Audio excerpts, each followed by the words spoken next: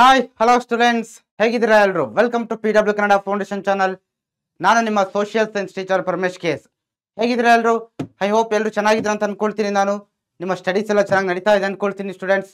So ನಿಮಗೆಲ್ಲರಿಗೂ ಕೂಡ ಇವತ್ತಿನ ಲೆಕ್ಚರ್ಗೆ ವೆಲ್ಕಮ್. ಓಕೆ, ಸೊ ಇವತ್ತಿನ ಕ್ಲಾಸಲ್ಲೂ ಕೂಡ ನಾವು ಏನು ಮಾಡ್ತಿದ್ದೀವಪ್ಪ ಅಂತಂದರೆ, ನಿಮ್ಮ ನೆಕ್ಸ್ಟ್ ಚಾಪ್ಟರ್ ಯಾವುದಿದೆಯಲ್ವಾ, ಎಕನಾಮಿಕ್ ಸ್ಟ್ರಕ್ಚರ್, ಈ ಚಾಪ್ಟರ್ನ ಬಗ್ಗೆ ಒಂದು ಶಾರ್ಟ್ ಲೆಕ್ಚರ್ಸಲ್ಲಿ ನಾವು ಕವರ್ ಮಾಡ್ತಾ ಹೋಗ್ತಾ ಇದ್ದೀವಿ. ಸೊ ವೆರಿ ಇಂಪಾರ್ಟೆಂಟ್ ಚಾಪ್ಟರು ಮತ್ತು ತುಂಬ ಸುಲಭವಾಗಿರ್ತಕ್ಕಂಥ ಚಾಪ್ಟರ್ ಇದಾಗಿದೆ.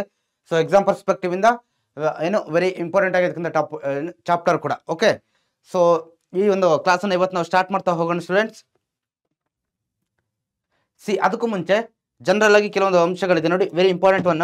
ಏನಪ್ಪ ಅಂತಂದ್ರೆ, ಫಸ್ಟ್ ನೀವೆಲ್ಲರೂ ಮಸ್ಟ್ ಅಂಡ್ ಶುಡ್ ಏನ್ ಮಾಡ್ಬೇಕಪ್ಪ ಅಂತಂದ್ರೆ, PW ಆ್ಯಪ್ ಅನ್ನ ನೀವು ನಿಮ್ಮ ಮೊಬೈಲು ಲ್ಯಾಪ್ಟಾಪ್ ನೀವೆಲ್ಲಿ ಕ್ಲಾಸ್ ಕೇಳ್ತಾ ಇರ್ತೀರಲ್ವಾ, ಸೊ ಅಲ್ಲಿ ನೀವು ಫಸ್ಟ್ ಏನು ನಮ್ಮ PW ಆ್ಯಪ್ ಅನ್ನ ಪ್ಲೇಸ್ಟೋರ್ಗೆ ಹೋಗಿ ಡೌನ್ಲೋಡ್ ಮಾಡ್ಕೋಬೇಕಾಗುತ್ತೆ. Okay, this is must and should, ನೀವು ಈಗಲೇ ಮಾಡಬೇಕು. ಓಕೆ, ಇದು ನಿಮಗೆ ಕ್ಲಿಯರ್ ಇರಲಿ. ಸೊ ಅದಾದ ನಂತರ ನೀವು ಅಲ್ಲಿ ಹೋಗಿ ಎಕ್ಸ್ಪ್ಲೋರಿಂಗ್ ದ ಬ್ಯಾಚ್ ಅಂತ ಕೊಟ್ರೆ, ಸೊ ಅಲ್ಲಿ ನಿಮಗೆ ನೋಡಿ ನೆಕ್ಸ್ಟ್ ಈ ರೀತಿ ಸಿಗ್ತಾ ಹೋಗುತ್ತೆ. ಸೊ ಇಲ್ಲಿ ನೀವೇನು ಮಾಡ್ಬೇಕಪ್ಪ ಅಂತಂದ್ರೆ, ಸರ್ಚ್ ಮಾಡಬೇಕಾಗುತ್ತೆ. ನಿಮ್ಮ ರೆಸ್ಪೆಕ್ಟಿವ್ ಏನಿದೆ ಬ್ಯಾಚಸ್ ಯಾವುದಿದೆಯಲ್ವಾ, ಆ ಬ್ಯಾಚಸ್ ನೇಮ್ನ ಸರ್ಚ್ ಮಾಡಬೇಕಾಗುತ್ತೆ ನೀವು. ಸೊ ಅದಾದ ನಂತರ ನಿಮಗೆ ಏನು ಬರುತ್ತಪ್ಪ ಅಂತಂದ್ರೆ ನೋಡಿ, ಸೊ ನೋಡಿ ಈ ರೀತಿ ಬರುತ್ತೆ. ಸೊ ಈ ರೀತಿ ಬಂದಾಗ ನೋಡಿ, ಇಲ್ಲಿ ಬ್ಯಾಚ್ ಡೀಟೇಲ್ಸ್ ಇದೆ ಈ ಭಾಗದಲ್ಲಿ, ಇಲ್ಲಿ ಬ್ಯಾಚ್ ಡೀಟೇಲ್ಸ್ ಇದ್ರೆ, ಸೊ ನೋಡಿ ಈ ಭಾಗದಲ್ಲಿ ಏನಿದೆಯಪ್ಪ ಅಂತಂದ್ರೆ ವೆರಿ ಇಂಪಾರ್ಟೆಂಟ್ ನೋಡಿ, ಫ್ರೀ. ಸೊ ಇದು ಏನಾಗಿರುತ್ತೆ, ಕಂಪ್ಲೀಟ್ಲಿ ಫ್ರೀ ಆಗಿರುತ್ತೆ. ಓಕೆ, ಕ್ಲಾಸಸ್ಸು ನೀವು ಇಲ್ಲಿ ಏನು ಕೂಡ ₹1 ಕೂಡ ಕೊಡ್ತಕ್ಕಂಥ ಅವಶ್ಯಕತೆ ಇಲ್ಲ. ಎಲ್ಲ ಕ್ಲಾಸಸ್ ಕೂಡ ಕಂಪ್ಲೀಟ್ ಆಗಿ ಫ್ರೀ ಆಗಿರುತ್ತೆ. ಸೊ ಇದು ನಿಮಗೆ ಕ್ಲಿಯರ್ ಆಗಿರಲಿ. ನಂತರ ನೀವು ಇಲ್ಲಿ ಏನು ಮಾಡ್ಬೇಕಪ್ಪ ಅಂತಂದ್ರೆ, ಈ ಎನ್ರೋಲ್ ನೌ ಅಂತ ಇದೆಯಲ್ಲ, ಇಲ್ಲಿ ಕ್ಲಿಕ್ ಮಾಡಿದ್ರೆ, ಸೊ ನಂತರ ನಿಮಗೆ ಏನು ಬರುತ್ತಪ್ಪ ಅಂತಂದ್ರೆ ನೋಡಿ ಈ ರೀತಿ ಬರ್ತಾ ಹೋಗುತ್ತೆ.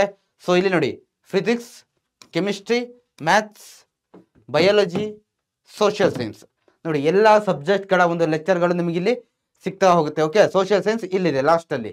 ಸೊ ನಿಮಗೆ ಎಲ್ಲ ಸಬ್ಜೆಕ್ಟ್ಗಳ ಲೆಕ್ಚರು ಸಿಗ್ತಾ ಹೋಗುತ್ತೆ, ನೀವು ಅದನ್ನು ಫ್ರೀಯಾಗಿ ವಾಚ್ ಮಾಡ್ಬೋದು. ಓಕೆ, ಸೊ ಹಾಗಾಗಿ ನೀವೇನು ಮಾಡಬೇಕು, ಇವತ್ತೈದನ್ನ ಮಸ್ಟ್ ಆ್ಯಂಡ್ ಶುಡ್ ಮಾಡಲೇಬೇಕಾಗುತ್ತೆ. ಇದು ನಿಮಗೆ ಕ್ಲಿಯರ್ ಆಗಿರಲಿ. ಸೊ ನಂತರ ನೋಡಿ, ವೆರಿ ಇಂಪಾರ್ಟೆಂಟ್ ಒನ್, ನಮ್ಮ PW ಕನ್ನಡ 8910 ಅಂತ ವಾಟ್ಸಪ್ ಚಾನಲ್ ಇದೆ. ಈ ವಿಡಿಯೋದ ಡಿಸ್ಕ್ರಿಪ್ಷನಲ್ಲಿ, ಓಕೆ, ಈ ವಿಡಿಯೋದ ಡಿಸ್ಕ್ರಿಪ್ಷನಲ್ಲಿ ನಿಮಗೆ ಈ ವಾಟ್ಸಪ್ ಚಾನಲ್ನ ಲಿಂಕ್ ಸಿಗುತ್ತೆ. ಸೊ ಅಲ್ಲಿ ಹೋಗಿ ನೀವು ಈಗಲೇ ಏನು ಮಾಡಬೇಕು, ಜಾಯಿನ್ ಆಗಬೇಕು, ವಾಟ್ಸಪ್ ಚಾನಲ್ಗೆ ಜಾಯಿನ್ ಆಗಬೇಕು. ಅಲ್ಲಿ ಜಾಯಿನ್ ಆಗೋದ್ರಿಂದ ಏನು ಸರ್ ಬೆನಿಫಿಟು, ನಮಗೆ ಏನು ಸಿಗುತ್ತಪ್ಪ ಅಂತಂದರೆ, ನಿಮಗೆ ಫಸ್ಟ್ ಒಂದು DPP ಸಿಗ್ತಾ ಹೋಗುತ್ತೆ.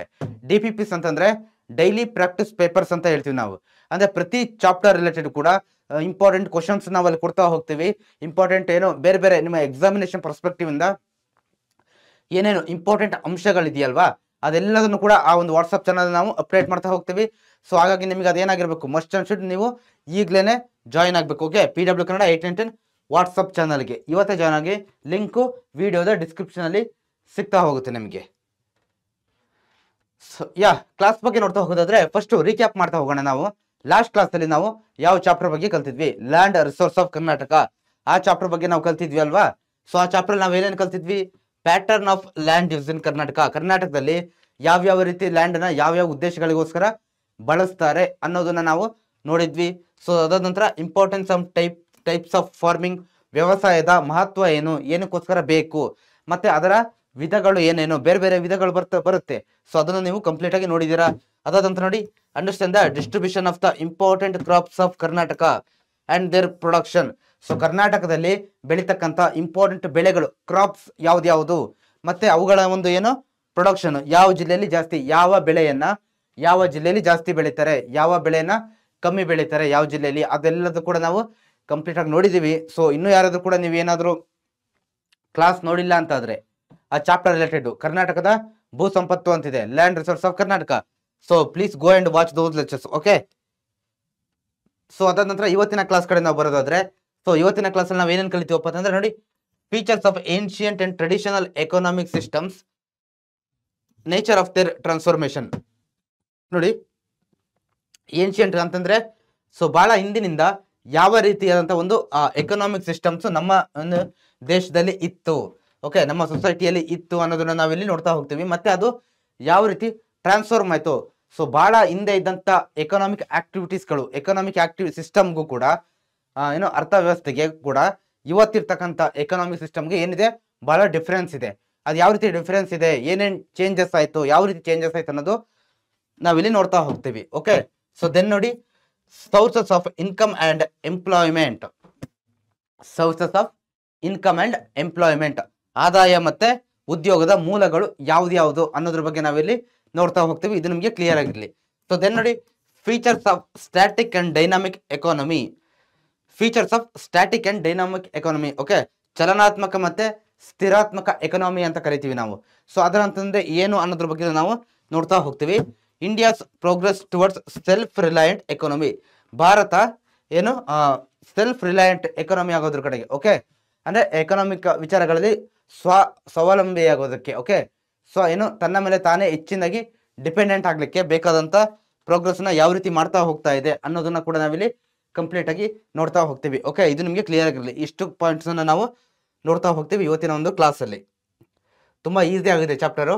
ಸೊ ಅದರಲ್ಲಿ ಫಸ್ಟ್ ಪಾಯಿಂಟ್ ಯಾವ್ದಪ್ಪ ಅಂತಂದ್ರೆ ಸ್ಟ್ರಕ್ಚರಲ್ ಟ್ರಾನ್ಸ್ಫಾರ್ಮೇಶನ್, ರಚನಾತ್ಮಕ ಬದಲಾವಣೆ ಅಂತ ಹೇಳ್ತೀವಿ. ಓಕೆ, ಅಂದ್ರೆ ಇಲ್ಲಿ ಏನ್ ನೋಡ್ತಾ ಹೋಗ್ತೀವಪ್ಪ ಅಂತಂದ್ರೆ ನೋಡ್ತಾ ಹೋಗೋಣ ಯಾವ ರೀತಿ ಬದಲಾವಣೆ ಆಯಿತು ಫ್ರಮ್ ಏನ್ಷಿಯಂಟ್ ಟೈಮ್ ಇಂದ, ಪ್ರಾಚೀನ ಕಾಲದಿಂದ ಇಲ್ಲಿವರೆಗೆ ಯಾವ ರೀತಿ ಎಕನಾಮಿಕ್ ಸಿಸ್ಟಮ್ ಅಲ್ಲಿ ಚೇಂಜಸ್ಗಳು ಆಗ್ತಾ ಹೋದ್ವು ಅನ್ನೋದನ್ನ ನಾವಿಲ್ಲಿ ನೋಡ್ತಾ ಹೋಗೋಣ. ಸೊ ಬನ್ನಿ.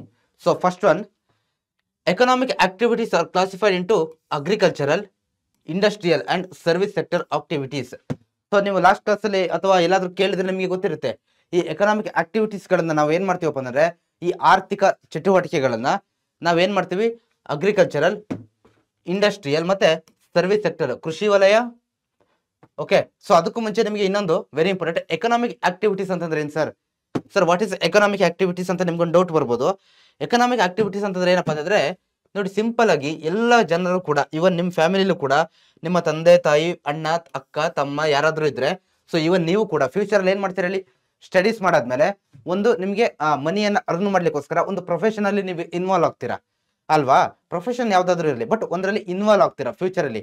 ಆ ರೀತಿ ಅಂದ್ರೆ ಒಬ್ಬ ವ್ಯಕ್ತಿ ತನ್ನ ಜೀವನವನ್ನು ನಡೆಸಲಿಕ್ಕೆ, ಹಣವನ್ನ ಸಂಪಾದನೆ ಮಾಡ್ಲಿಕ್ಕೆ ಒಂದು ಕೆಲಸಗಳಲ್ಲಿ ತೊಡಗಿಕೊಳ್ತಾನಲ್ವಾ, ಅದನ್ನ ನಾವು ಎಕನಾಮಿಕ್ ಆಕ್ಟಿವಿಟೀಸ್ ಅಥವಾ ಏನೋ ಆರ್ಥಿಕ ಚಟುವಟಿಕೆಗಳು ಅಂತ ಹೇಳ್ಬಿಟ್ಟು ನಾವು ಕರಿತಾ ಹೋಗ್ತೀವಿ. ಓಕೆ, ಸೊ ಅದನ್ನ ಮೇಜರ್ ಆಗಿ ಅಗ್ರಿಕಲ್ಚರಲ್, ಇಂಡಸ್ಟ್ರಿಯಲ್ ಮತ್ತೆ ಸರ್ವಿಸ್ ಸೆಕ್ಟರ್ ಅಂತಂದ್ರೆ ಕೃಷಿ ವಲಯ,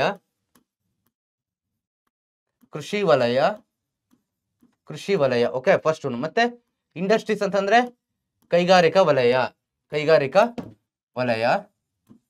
ಸೊ ದೆನ್ ನೋಡಿ ಲಾಸ್ಟ್ ಒನ್ ಸರ್ವಿಸ್ ಸೆಕ್ಟರ್ ಅಂತಂದ್ರೆ ಸೇವಾ ವಲಯ. ಈ ರೀತಿ 3 ಭಾಗಗಳಲ್ಲಿ ಏನ್ ಮಾಡ್ತೀವಪ್ಪ ಅಂತಂದ್ರೆ ಡಿವೈಡ್ ಮಾಡ್ತಾ ಹೋಗ್ತೀವಿ. ಓಕೆ, ಎಕನಾಮಿಕ್ ಆಕ್ಟಿವಿಟೀಸ್ ಗಳನ್ನ, ನಾವು ಮಾಡ್ತಕ್ಕಂಥ ಕೆಲಸಗಳನ್ನ ಈ ರೀತಿ 3 ಭಾಗದಲ್ಲಿ ನಾವು ಡಿವೈಡ್ ಮಾಡ್ತಾ ಹೋಗ್ತೀವಿ. ಓಕೆ, ಸೊ ದೆನ್ ನೋಡಿ ಇಲ್ಲಿ ಪಿಕ್ಚರ್ ಕೊಟ್ಟಿದ್ದೀನಿ ನಾನು, ನೋಡಿ ಟೈಪ್ಸ್ ಆಫ್ ಸೆಕ್ಟರ್ಸ್ ಅಂತ ಕೊಟ್ಟಿದ್ದೀನಿ ನಾನು.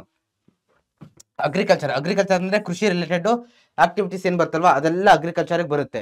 ಅದಾದ ನಂತರ ಇಂಡಸ್ಟ್ರಿಯಲ್ ಅಂದ್ರೆ ಕೈಗಾರಿಕಾ ವಲಯ ಅಂತಂದ್ರೆ ಈ ಫ್ಯಾಕ್ಟರೀಸ್, ದೊಡ್ಡ ದೊಡ್ಡ ಕೈಗಾರಿಕೆಗಳೆಲ್ಲ ಇರ್ತಾವಲ್ವಾ, ಸೊ ಅದರ ಅಂದ್ರೆ ಮ್ಯಾನುಫ್ಯಾಕ್ಚರಿಂಗ್ ಸೆಕ್ಟರ್ ಅಂತ ಹೇಳ್ತೀವಿ ನಾವು, ತಯಾರು ಮಾಡೋದು. ಈ ಅಗ್ರಿಕಲ್ಚರ್ ಅಲ್ಲಿ ಸಿಗ್ತಕ್ಕಂಥ ವಸ್ತುಗಳನ್ನ ಬಳಸ್ಕೊಂಡು ಬೇರೆ ಬೇರೆ ವಸ್ತುಗಳನ್ನ ತಯಾರಿಸ್ತಾರಲ್ವಾ, ಈ ಮ್ಯಾನುಫ್ಯಾಕ್ಚರ್ ಹೊಸ ವಸ್ತುಗಳನ್ನ ತಯಾರಿಸ್ತಾರಲ್ವಾ, ಅದೆಲ್ಲದು ಕೂಡ ಎಲ್ಲಿ ಬರುತ್ತೆ, ಈ ಒಂದು ಇಂಡಸ್ಟ್ರಿಯಲ್ ಸೆಕ್ಟರ್ ಅಲ್ಲಿ ಬರುತ್ತೆ.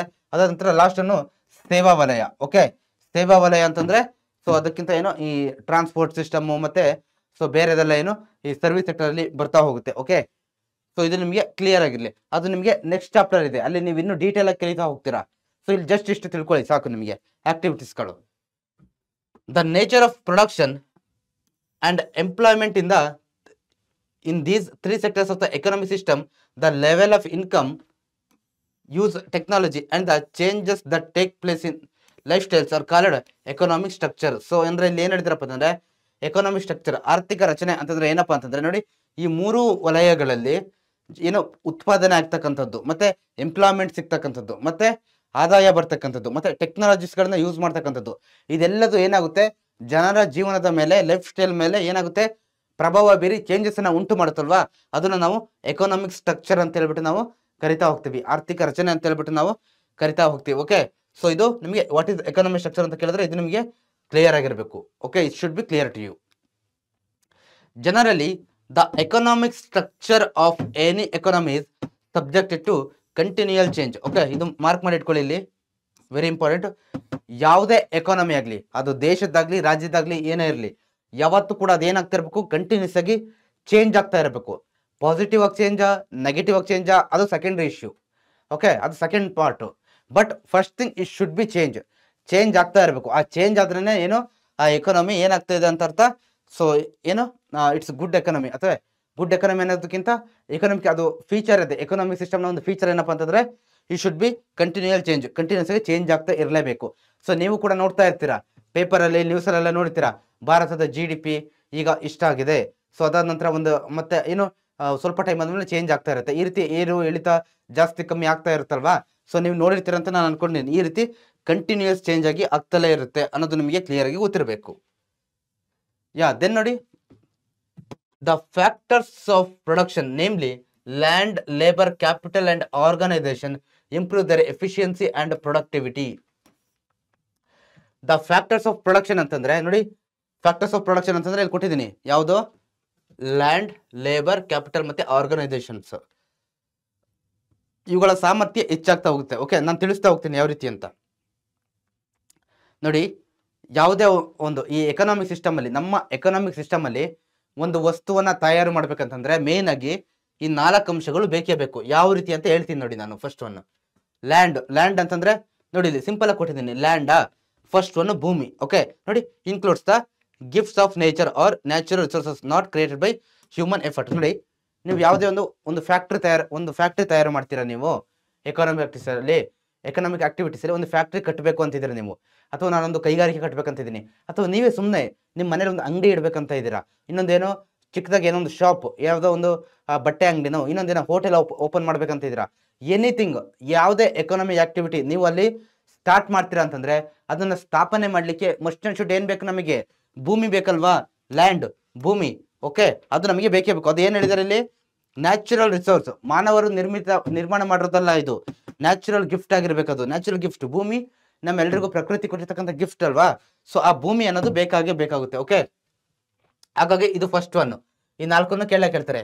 ಸೊ ನಂತರ ನೋಡಿ ಏನ್ ಬೇಕು, ಲ್ಯಾಂಡ್ ಆದ್ಮೇಲೆ ಲೇಬರ್ ಬೇಕು. ಓಕೆ, ಲೇಬರ್ ಎಲ್ಲಿದೆ ನೋಡಿ, labour includes the people with all their efforts and abilities.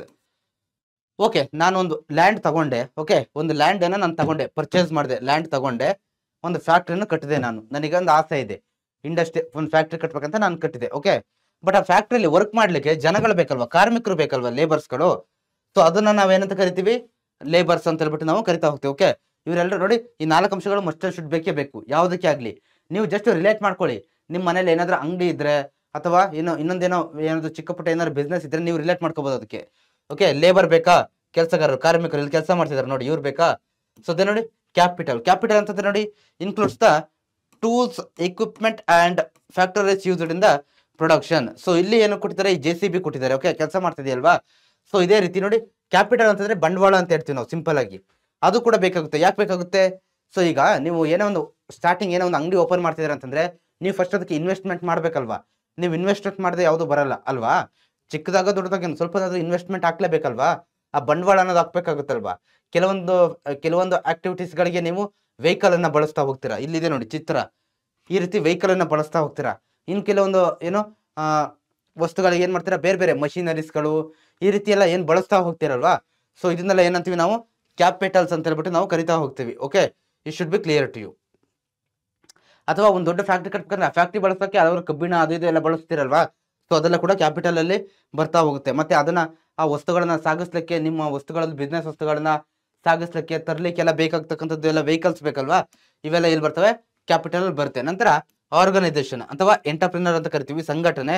So ನೋಡಿ, ಇವ್ರು ಏನ್ ಮಾಡ್ತಾರಪ್ಪ ಅಂತಂದ್ರೆ entrepreneurs are individuals who start new business or bring the product into market. ಅಂದ್ರೆ ಆರ್ಗನೈಸೇಷನ್ ಅಂತಂದ್ರೆ ಸಿಂಪಲ್ ಆಗಿ ಒಂದು ಸಂಘಟನೆ ಅಂತ ಹೇಳ್ಬೋದು. ಅಂದ್ರೆ ಒಬ್ಬ ಲೀಡರ್ ಇರ್ತಾನೆ, ಅದಕ್ಕೆ ಆ ಲೀಡರ್ ಅಥವಾ ನಿಮ್ಮ ಮನೇಲಿ ಆಗ್ಲಿ ಒಬ್ರು ಲೀಡರ್ ಇರ್ತಾರೆ, ಒಬ್ರು ನಾಯಕರು, ಅದನ್ನೆಲ್ಲ ಮ್ಯಾನೇಜ್ ಮಾಡ್ಲಿಕ್ಕೆ. ಸೊ ಆ ರೀತಿ ಒಬ್ರು ನಾಯಕರು ಏನ್ ಮಾಡ್ತಾರೆ, ಆ ಸಂಘಟನೆಯನ್ನ ಚೆನ್ನಾಗಿ ಇಟ್ಕೊಂಡು ಆ ಎಲ್ಲ ಕೊನೆಗೆ ಏನು ಆ ಲ್ಯಾಂಡ್ ಪರ್ಚೇಸ್ ಮಾಡಿ, ಆಮೇಲೆ ಬಂಡವಾಳ ಹಾಕಿ, ಲೇಬರ್ಗಳನ್ನು ತಗೊಂಡು ಎಲ್ಲ ಕೆಲಸ ಮಾಡಿಸಿ, ಕೊನೆಯದಾಗಿ ಒಂದು ಫೈನಲ್ ಆಗಿ ಒಂದು ಪ್ರಾಡಕ್ಟ್ ಅನ್ನ ಮಾರ್ಕೆಟ್ಗೆ ಆಚೆ ತರ್ತಾರಲ್ವಾ, ಅವನನ್ನು ನಾವು ಏನಂತ ಕರಿತೀವಿಪ್ಪ ಅಂತಂದ್ರೆ ಇಲ್ಲಿ ಆರ್ಗನೈಸೇಷನ್, ಸಂಘಟನೆ ಅಂತ ಹೇಳ್ಬಿಟ್ಟು ನಾವು ಕರಿತಾ ಹೋಗ್ತೀವಿ. ಓಕೆ, ಅದು ನಿಮಗೆ ಕ್ಲಿಯರ್ ಆಗಿರ್ಲಿ. ಮತ್ತೆ ಇದನ್ನ ಏನ್ ಮಾಡ್ತೀವಪ್ಪ ಅಂದ್ರೆ ನೋಡಿ, ಈ 4 ನಾವು ಫ್ಯಾಕ್ಟರ್ಸ್ ಆಫ್ ಪ್ರೊಡಕ್ಷನ್ ಅಂತ ಹೇಳ್ಬಿಟ್ಟು ಕರಿತೀವಿ. ಓಕೆ, ಉತ್ಪಾದನೆಯ ಅಂಶಗಳು. ಪ್ರೊಡಕ್ಷನ್ ಅಂತಂದ್ರೆ ಉತ್ಪಾದನೆಯ ಅಂಶಗಳು. ಓಕೆ, ಯಾವುದೇ ಎಕನಾಮಿಕ್ ಸಿಸ್ಟಮ್ ಅಲ್ಲಿ ಯಾವುದೇ ಒಂದು ವಸ್ತುವನ್ನು ಉತ್ಪಾದನೆ ಮಾಡ್ಬೇಕಂತಂದ್ರು ಈ 4 ಅಂಶಗಳು ಮಸ್ಟ್ ಅಂಡ್ ಶುಡ್ ಇರಲೇಬೇಕು ಅಂತ ಹೇಳಿ ಹೇಳ್ತಾ ಇದ್ದಾರೆ. ಮತ್ತೆ ಇವುಗಳ ಎಫಿಷಿಯನ್ಸಿ ಮತ್ತೆ ಪ್ರೊಡಕ್ಟಿವಿಟಿ ಏನಾಗ್ತಾ ಇದೆ, ಹೆಚ್ಚಾಗ್ತಾ ಹೋಗ್ತಾ ಇದೆ ಅನ್ನೋದನ್ನ ಕೂಡ ನಾವಿಲ್ಲಿ ಸಾಮರ್ಥ್ಯ ಮತ್ತೆ ಉತ್ಪಾದನಾ ಸಾಮರ್ಥ್ಯ ಏನಾಗಿದೆ, ಹೆಚ್ಚಾಗ್ತಾ ಹೋಗ್ತಾ ಇದೆ ಅನ್ನೋದು ನಿಮಗೆ ಕ್ಲಿಯರ್ ಆಗಬೇಕು. The nature of work and the amount of production keep changing with the use of new and appropriate technology in the factors of production.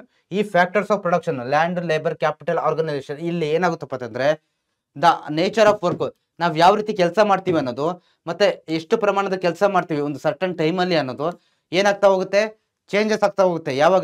ಯಾವಾಗ ನಾವು ಹೊಸ ಹೊಸ ಟೆಕ್ನಾಲಜೀಸ್ಗಳನ್ನ ಮತ್ತೆ ನಮಗೆ ಬೇಕಾಗಿರ್ತಕ್ಕಂಥ ಆ ಕೆಲಸ ಮಾಡಲಿಕ್ಕೆ ಪರ್ಟಿಕ್ಯುಲರ್ ಬೇಕಾಗಿರ್ತಕ್ಕಂಥ ಟೆಕ್ನಾಲಜೀಸ್ಗಳನ್ನ ಯಾವಾಗ ಬಳಸ್ತೀವಿ, ನಾವು ಯೂಸ್ ಮಾಡ್ತೀವಿ, ಆವಾಗ ಏನಾಗುತ್ತೆ ಆ ಒಂದು ನಾವು ಮಾಡ್ತಕ್ಕಂಥ ವರ್ಕ್ನ ಪ್ರಮಾಣದಲ್ಲಿ ಏನಾಗುತ್ತೆ ಚೇಂಜಸ್ ಆಗ್ಬೋದು. ನಾವು ಕೆಲವೊಮ್ಮೆ ಕಡಿಮೆ ಸಮಯದಲ್ಲಿ ಜಾಸ್ತಿ ಪ್ರಮಾಣದ ವರ್ಕ್ ಅನ್ನು ಕೂಡ ಮಾಡ್ತಕ್ಕಂಥ ಚಾನ್ಸಸ್ ಇರುತ್ತೆ ಅನ್ನೋದನ್ನ ಇಲ್ಲಿ ಹೇಳ್ತಾ ಇದ್ದಾರೆ. Okay, so it should be clear to you. So then ನೋಡಿ, Indian economy is by tradition and agrarian economy ಅಂತಂದ್ರೆ ಬೈ ಟ್ರೆಡಿಷನ್. ಸೊ ಏನು ಭಾರತದ ಎಕಾನಮಿ ಅನ್ನೋದು, ಅರ್ಥವ್ಯವಸ್ಥೆ ಅನ್ನೋದು ಬೈ ಟ್ರೆಡಿಷನ್ ಅಂದ್ರೆ ಸಾಂಪ್ರದಾಯಿಕವಾಗಿ ಏನಾಗಿದೆ, ಬೈ ಅನ್ ಅಗ್ರೇರಿಯನ್ ಎಕಾನಮಿ ಅಂತಂದ್ರೆ, ಅಗ್ರೇರಿಯನ್ ಅಂತಂದ್ರೆ ಕೃಷಿ ಮೇಲೆ ಅಥವಾ ಅಗ್ರಿಕಲ್ಚರ್ ಮೇಲೆ ಏನಾಗಿದೆ ಜಾಸ್ತಿ ಡಿಪೆಂಡ್ ಆಗಿದೆ ಅಂತ ಇಲ್ಲಿ ಹೇಳ್ತಾ ಇದ್ದಾರೆ. ಓಕೆ, ಯಾಕಂತಂದ್ರೆ ಇವತ್ತು ಕೂಡ ಅತಿ ಹೆಚ್ಚು ಪಾಪ್ಯುಲೇಷನ್, ಭಾರತದ ಅತಿ ಹೆಚ್ಚು ಪಾಪ್ಯುಲೇಷನ್ ವಿಲೇಜ್ ಭಾಗಗಳಲ್ಲೇ ಇದ್ದು ಕೃಷಿಯಲ್ಲೇ ಹೆಚ್ಚು ತೊಡಗಿಕೊಂಡಿದ್ದಾರೆ. ಓಕೆ, ಏನೇ service sector, industrial sector growth ಆದ್ರೂ ಕೂಡ ಹೆಚ್ಚು ಜನ ಇವತ್ತು ಕೂಡ ಇನ್ವಾಲ್ವ್ ಆಗಿರೋದಲ್ಲಿ ಅಗ್ರೇರಿಯನ್ ಎಕಾನಮಿ ಅಂತಂದ್ರೆ ಈ ಕೃಷಿ ವಲಯದ ಮೇಲೆ ಹೆಚ್ಚಿನದಾಗಿ ಡಿಪೆಂಡ್ ಆಗಿದ್ದಾರೆ. Okay, so majority of the population are engaged in cultivation, it was subsistence farming. ನೋಡಿ, ಮೆಜಾರಿಟಿ ಆಫ್ ದ ಪಾಪ್ಯುಲೇಷನ್, ಅತಿ ಹೆಚ್ಚು ಜನಸಂಖ್ಯೆ ಯಾವುದರಲ್ಲಿ, ಕಲ್ಟಿವೇಶನ್ ಅಂದ್ರೆ ಕೃಷಿ ವ್ಯವಸಾಯದಲ್ಲಿ ತೊಡಗಿಕೊಂಡಿದ್ದಾರೆ. ಮತ್ತೆ ಇಟ್ ವಾಸ್ ಸಬ್ಸಿಸ್ಟೆನ್ಸ್ ಫಾರ್ಮಿಂಗ್. ಮತ್ತೆ ಅದು ಏನಾಗಿದೆಪ್ಪ ಅಂತಂದ್ರೆ ಸಬ್ಸಿಸ್ಟೆನ್ಸ್ ಫಾರ್ಮಿಂಗ್ ಅಂತಂದ್ರೆ ಜೀವನಾಧಾರ ಬೇಸಾಯ ಅಂತ ಹೇಳ್ತೀವಿ. ಸಬ್ಸಿಸ್ಟೆನ್ಸ್ ಫಾರ್ಮಿಂಗ್ ಅಂತಂದ್ರೆ ಅಂದ್ರೆ ಅಲ್ಲಿ ಏನ್ ಮಾಡ್ತಾರೆ ಗೊತ್ತಾ, ಅವ್ರು ಫಾರ್ಮರ್ಸು ಒಂದು ಬೆಳೆನ ಬೆಳಿತಾರೆ. ಸಪೋಸ್ ಅವರಿಗೆ ಈಗ ಭತ್ತ ಬೆಳಿತಾರೆ, ಬಟ್ ಬೆಳೆದ್ಮೇಲೆ ಏನ್ ಮಾಡ್ತಾರೆ ಹೇಳಿ, they just keep it for only for them selves. Okay, ಅಂದ್ರೆ ಅವರು ಊಟ ಮಾಡ್ಲಿಕ್ಕೆ, ಅವ್ರು ಬದುಕಲಿಕ್ಕೆ ಏನ್ ಬೇಕಲ್ಲ ಅಷ್ಟು ಮಾತ್ರ ಬೆಳೆದ್ಬಿಟ್ಟು ಬಳಸ್ಕೊಳ್ತಾರೆ. ಅದಾದ ನಂತರ ಅವರಿಗೆ ಏನು ಅದನ್ನ ಮಾರಬೇಕು, ಕಮರ್ಷಿಯಲ್ ಆಗಿ ವ್ಯಾಪಾರ ಮಾಡಬೇಕು, ಅದರಿಂದ ಮನಿನ ಅರ್ನ್ ಮಾಡಬೇಕು, ಈ ರೀತಿ ಒಂದು ಐಡಿಯಾ ಅನ್ನೋದು ಅವರಿಗೆ ಇರೋದಿಲ್ಲ ಅನ್ನೋದನ್ನ ಕೂಡ ಇಲ್ಲಿ ಹೇಳ್ತಾ ಇದ್ದಾರೆ. Okay, the farmers grew just what was necessary and required for them. ಅದನ್ನೇ ನಾನು ಹೇಳಿದ್ದು. ಓಕೆ, ಅವ್ರಿಗೆ ಏನ್ ನೆಸಸರಿ ಇದೆಯೋ, ಅವರು ಊಟ ಮಾಡ್ಲಿಕ್ಕೆ ಬದುಕಲಿಕ್ಕೆ ಎಷ್ಟು ಬೇಕೋ ಅಷ್ಟು ಮಾತ್ರ ಏನ್ ಮಾಡ್ತಾರೆ, ಬೆಳಿತಾ ಇದ್ದಾರೆ. The wants of the people were few, their life was simple, barter system was in practice. So ನೋಡಿ, ಇದು ಯಾವ್ದ್ರ ಬಗ್ಗೆ ನಾವು ಡಿಸ್ಕಸ್ ಮಾಡ್ತಿರೋದಪ್ಪ ಅಂತಂದ್ರೆ ಏನ್ಷಿಯಂಟ್ ಟೈಮ್ಸ್ ಬಗ್ಗೆ. ಓಕೆ, ಏನ್ಷಿಯಂಟ್ ಟೈಮ್ಸ್ ಅಲ್ಲಿ ಯಾವ ರೀತಿ ಇತ್ತು ಎಕಾನಮಿಕ್ ಸಿಸ್ಟಮ್ ಅನ್ನೋದು, ಯಾವ ರೀತಿ ಇತ್ತು ಅನ್ನೋದ್ರ ಬಗ್ಗೆ ನಾವಿಲ್ಲಿ ಡಿಸ್ಕಷನ್ ಮಾಡ್ತಾ ಇರೋದು. ಓಕೆ, ಸೊ ಇದು ನಿಮಗೆ ಕ್ಲಿಯರ್ ಆಗಿರ್ಲಿ, ಕನ್ಫ್ಯೂಷನ್ ಆಗಕ್ಕೆ ಹೋಗ್ಬೇಡಿ. ಓಕೆ, ಯಾವುದು ನೋಡಿ, ಇದೆಲ್ಲ ಜನರಲ್ ಆಗಿ ನೋಡಿದ್ವಲ್ಲ, ಇದು ಎಕನಾಮಿಕ್ ಫೀಚರ್ಸ್ ನ ಜನರಲ್ ಆಗಿ ಲಕ್ಷಣಗಳು, ಇವೆರಡು ಸ್ಲೈಡ್ಸ್. ಸೊ ಇಲ್ಲಿಂದ ನಿಮಗೆ ಏನು ನಾವು ನೋಡ್ತಾ ಇದೆಯಲ್ವಾ, ಸೊ ಇದು ನೋಡಿ, ಎಲ್ಲಿಂದ ಏನ್ಷಿಯಂಟ್ ಅಂತಂದ್ರೆ ಪ್ರಾಚೀನ ಕಾಲದಲ್ಲಿ, ಬಹಳ ಹಿಂದಿನಿಂದ ಯಾವ ರೀತಿ ಸಿಸ್ಟಮ್ ಇತ್ತು ಅನ್ನೋದು. ಅದ್ರಲ್ಲಿ ವೆರಿ ಇಂಪಾರ್ಟೆಂಟ್ ಯಾವುದು, ಈ ಬಾರ್ಟರ್ ಸಿಸ್ಟಮ್ ಅನ್ನೋದು ಜಾರಿಲಿತ್ತು ಹಿಂದೆ. ಓಕೆ, ಬಾರ್ಟರ್ ಸಿಸ್ಟಮ್ ಅನ್ನೋದು ಜಾರಿಲಿತ್ತು, ಅದು ನಿಮ್ಗೆ ಕ್ಲಿಯರ್ ಇದೆ. ಸರ್ ಹಾಗಾದ್ರೆ ಏನ್ ಸರ್ ಬಾರ್ಟರ್ ಸಿಸ್ಟಮ್ ಅಂತಂದ್ರೆ ಏನಂತಂದ್ರೆ, ಇಲ್ಲೊಂದು ಪಿಕ್ಚರ್ ಕೊಟ್ಟಿದ್ದೀನಿ ನೋಡಿ. ಸೊ 2 ಜನ ಇದ್ದಾರೆ ಇಲ್ಲಿ, ಇಲ್ಲೊಬ್ರು ಇದ್ದಾರೆ. ಸೊ ಇವ್ರು ಏನ್ ಮಾಡ್ತಿದ್ದಾರೆ ನೋಡಿ, ಇವ್ರ ಹತ್ರ ಏನೋ ಒಂದು ಐಟಮ್ ಇದೆ. ಓಕೆ, ನೋಡಿ ಇಲ್ಲೊಂದು ಐಟಮ್ ಇದೆ, ಇವ್ರ ಹತ್ರ ಇಲ್ಲೊಂದಿದೆ. ಓಕೆ, ಸೊ ಇವರಿಬ್ರು ಏನ್ ಮಾಡ್ತಾರಪ್ಪ ಅಂತಂದ್ರೆ, ಸೊ ಇವ್ರು ಹೇಳ್ತಾರೆ ನನಗೆ ನೀವು ಇದನ್ನ ಕೊಡಿ, ಅದ್ರ ಬದಲಾಗಿ ನಾನು ನಿಮಗೆ ಇದನ್ನ ಕೊಡ್ತೀನಿ, ಈ ಒಂದು ಐಟಮ್ ಅನ್ನ ಕೊಡ್ತೀನಿ. ಓಕೆ, ಸೊ ಇವರು ಕೂಡ ಅದೇ ರೀತಿ. ಓಕೆ, ಸೊ ನಾನು ನಿಮಗೆ ಈ ಒಂದು ಈ ಯೆಲ್ಲೋ ಕಲರ್ ಇದೆಯಲ್ಲ, ಈ ಐಟಮ್ ನಿಮಗೆ ಕೊಡ್ತೀನಿ ನಾನು, ಸೊ ನೀವು ನಿಮ್ಮ ಹತ್ರ ಯಾವ್ದು ನನಗೆ ಕೊಡಿ ಅಂದ್ರೆ ಎಕ್ಸ್ಚೇಂಜ್. ಇಲ್ಲಿ ಬಾರ್ಟರ್ ಸಿಸ್ಟಮ್ ಅಲ್ಲಿ ಮನಿ ಅನ್ನೋದು ಬರೋದೇ ಇಲ್ಲ. It should be clear to you. Okay, barter system ಅಲ್ಲಿ no money. Okay, MON, no money. Okay, only exchange of what goods. ಆ ಒಂದು ವಸ್ತುಗಳೇನಿದೆಯಲ್ವಾ, ನಮ್ಮ ಹತ್ರ ದುಡ್ಡಿಲ್ಲ. ಓಕೆ, ಈಗ ನನಗೆ ಇನ್ನೂ ಸಿಂಪಲ್ ಆಗಿ ಹೇಳ್ಬೇಕಂತಂದ್ರೆ, ಇಲ್ಲಿ ನೋಡಿ,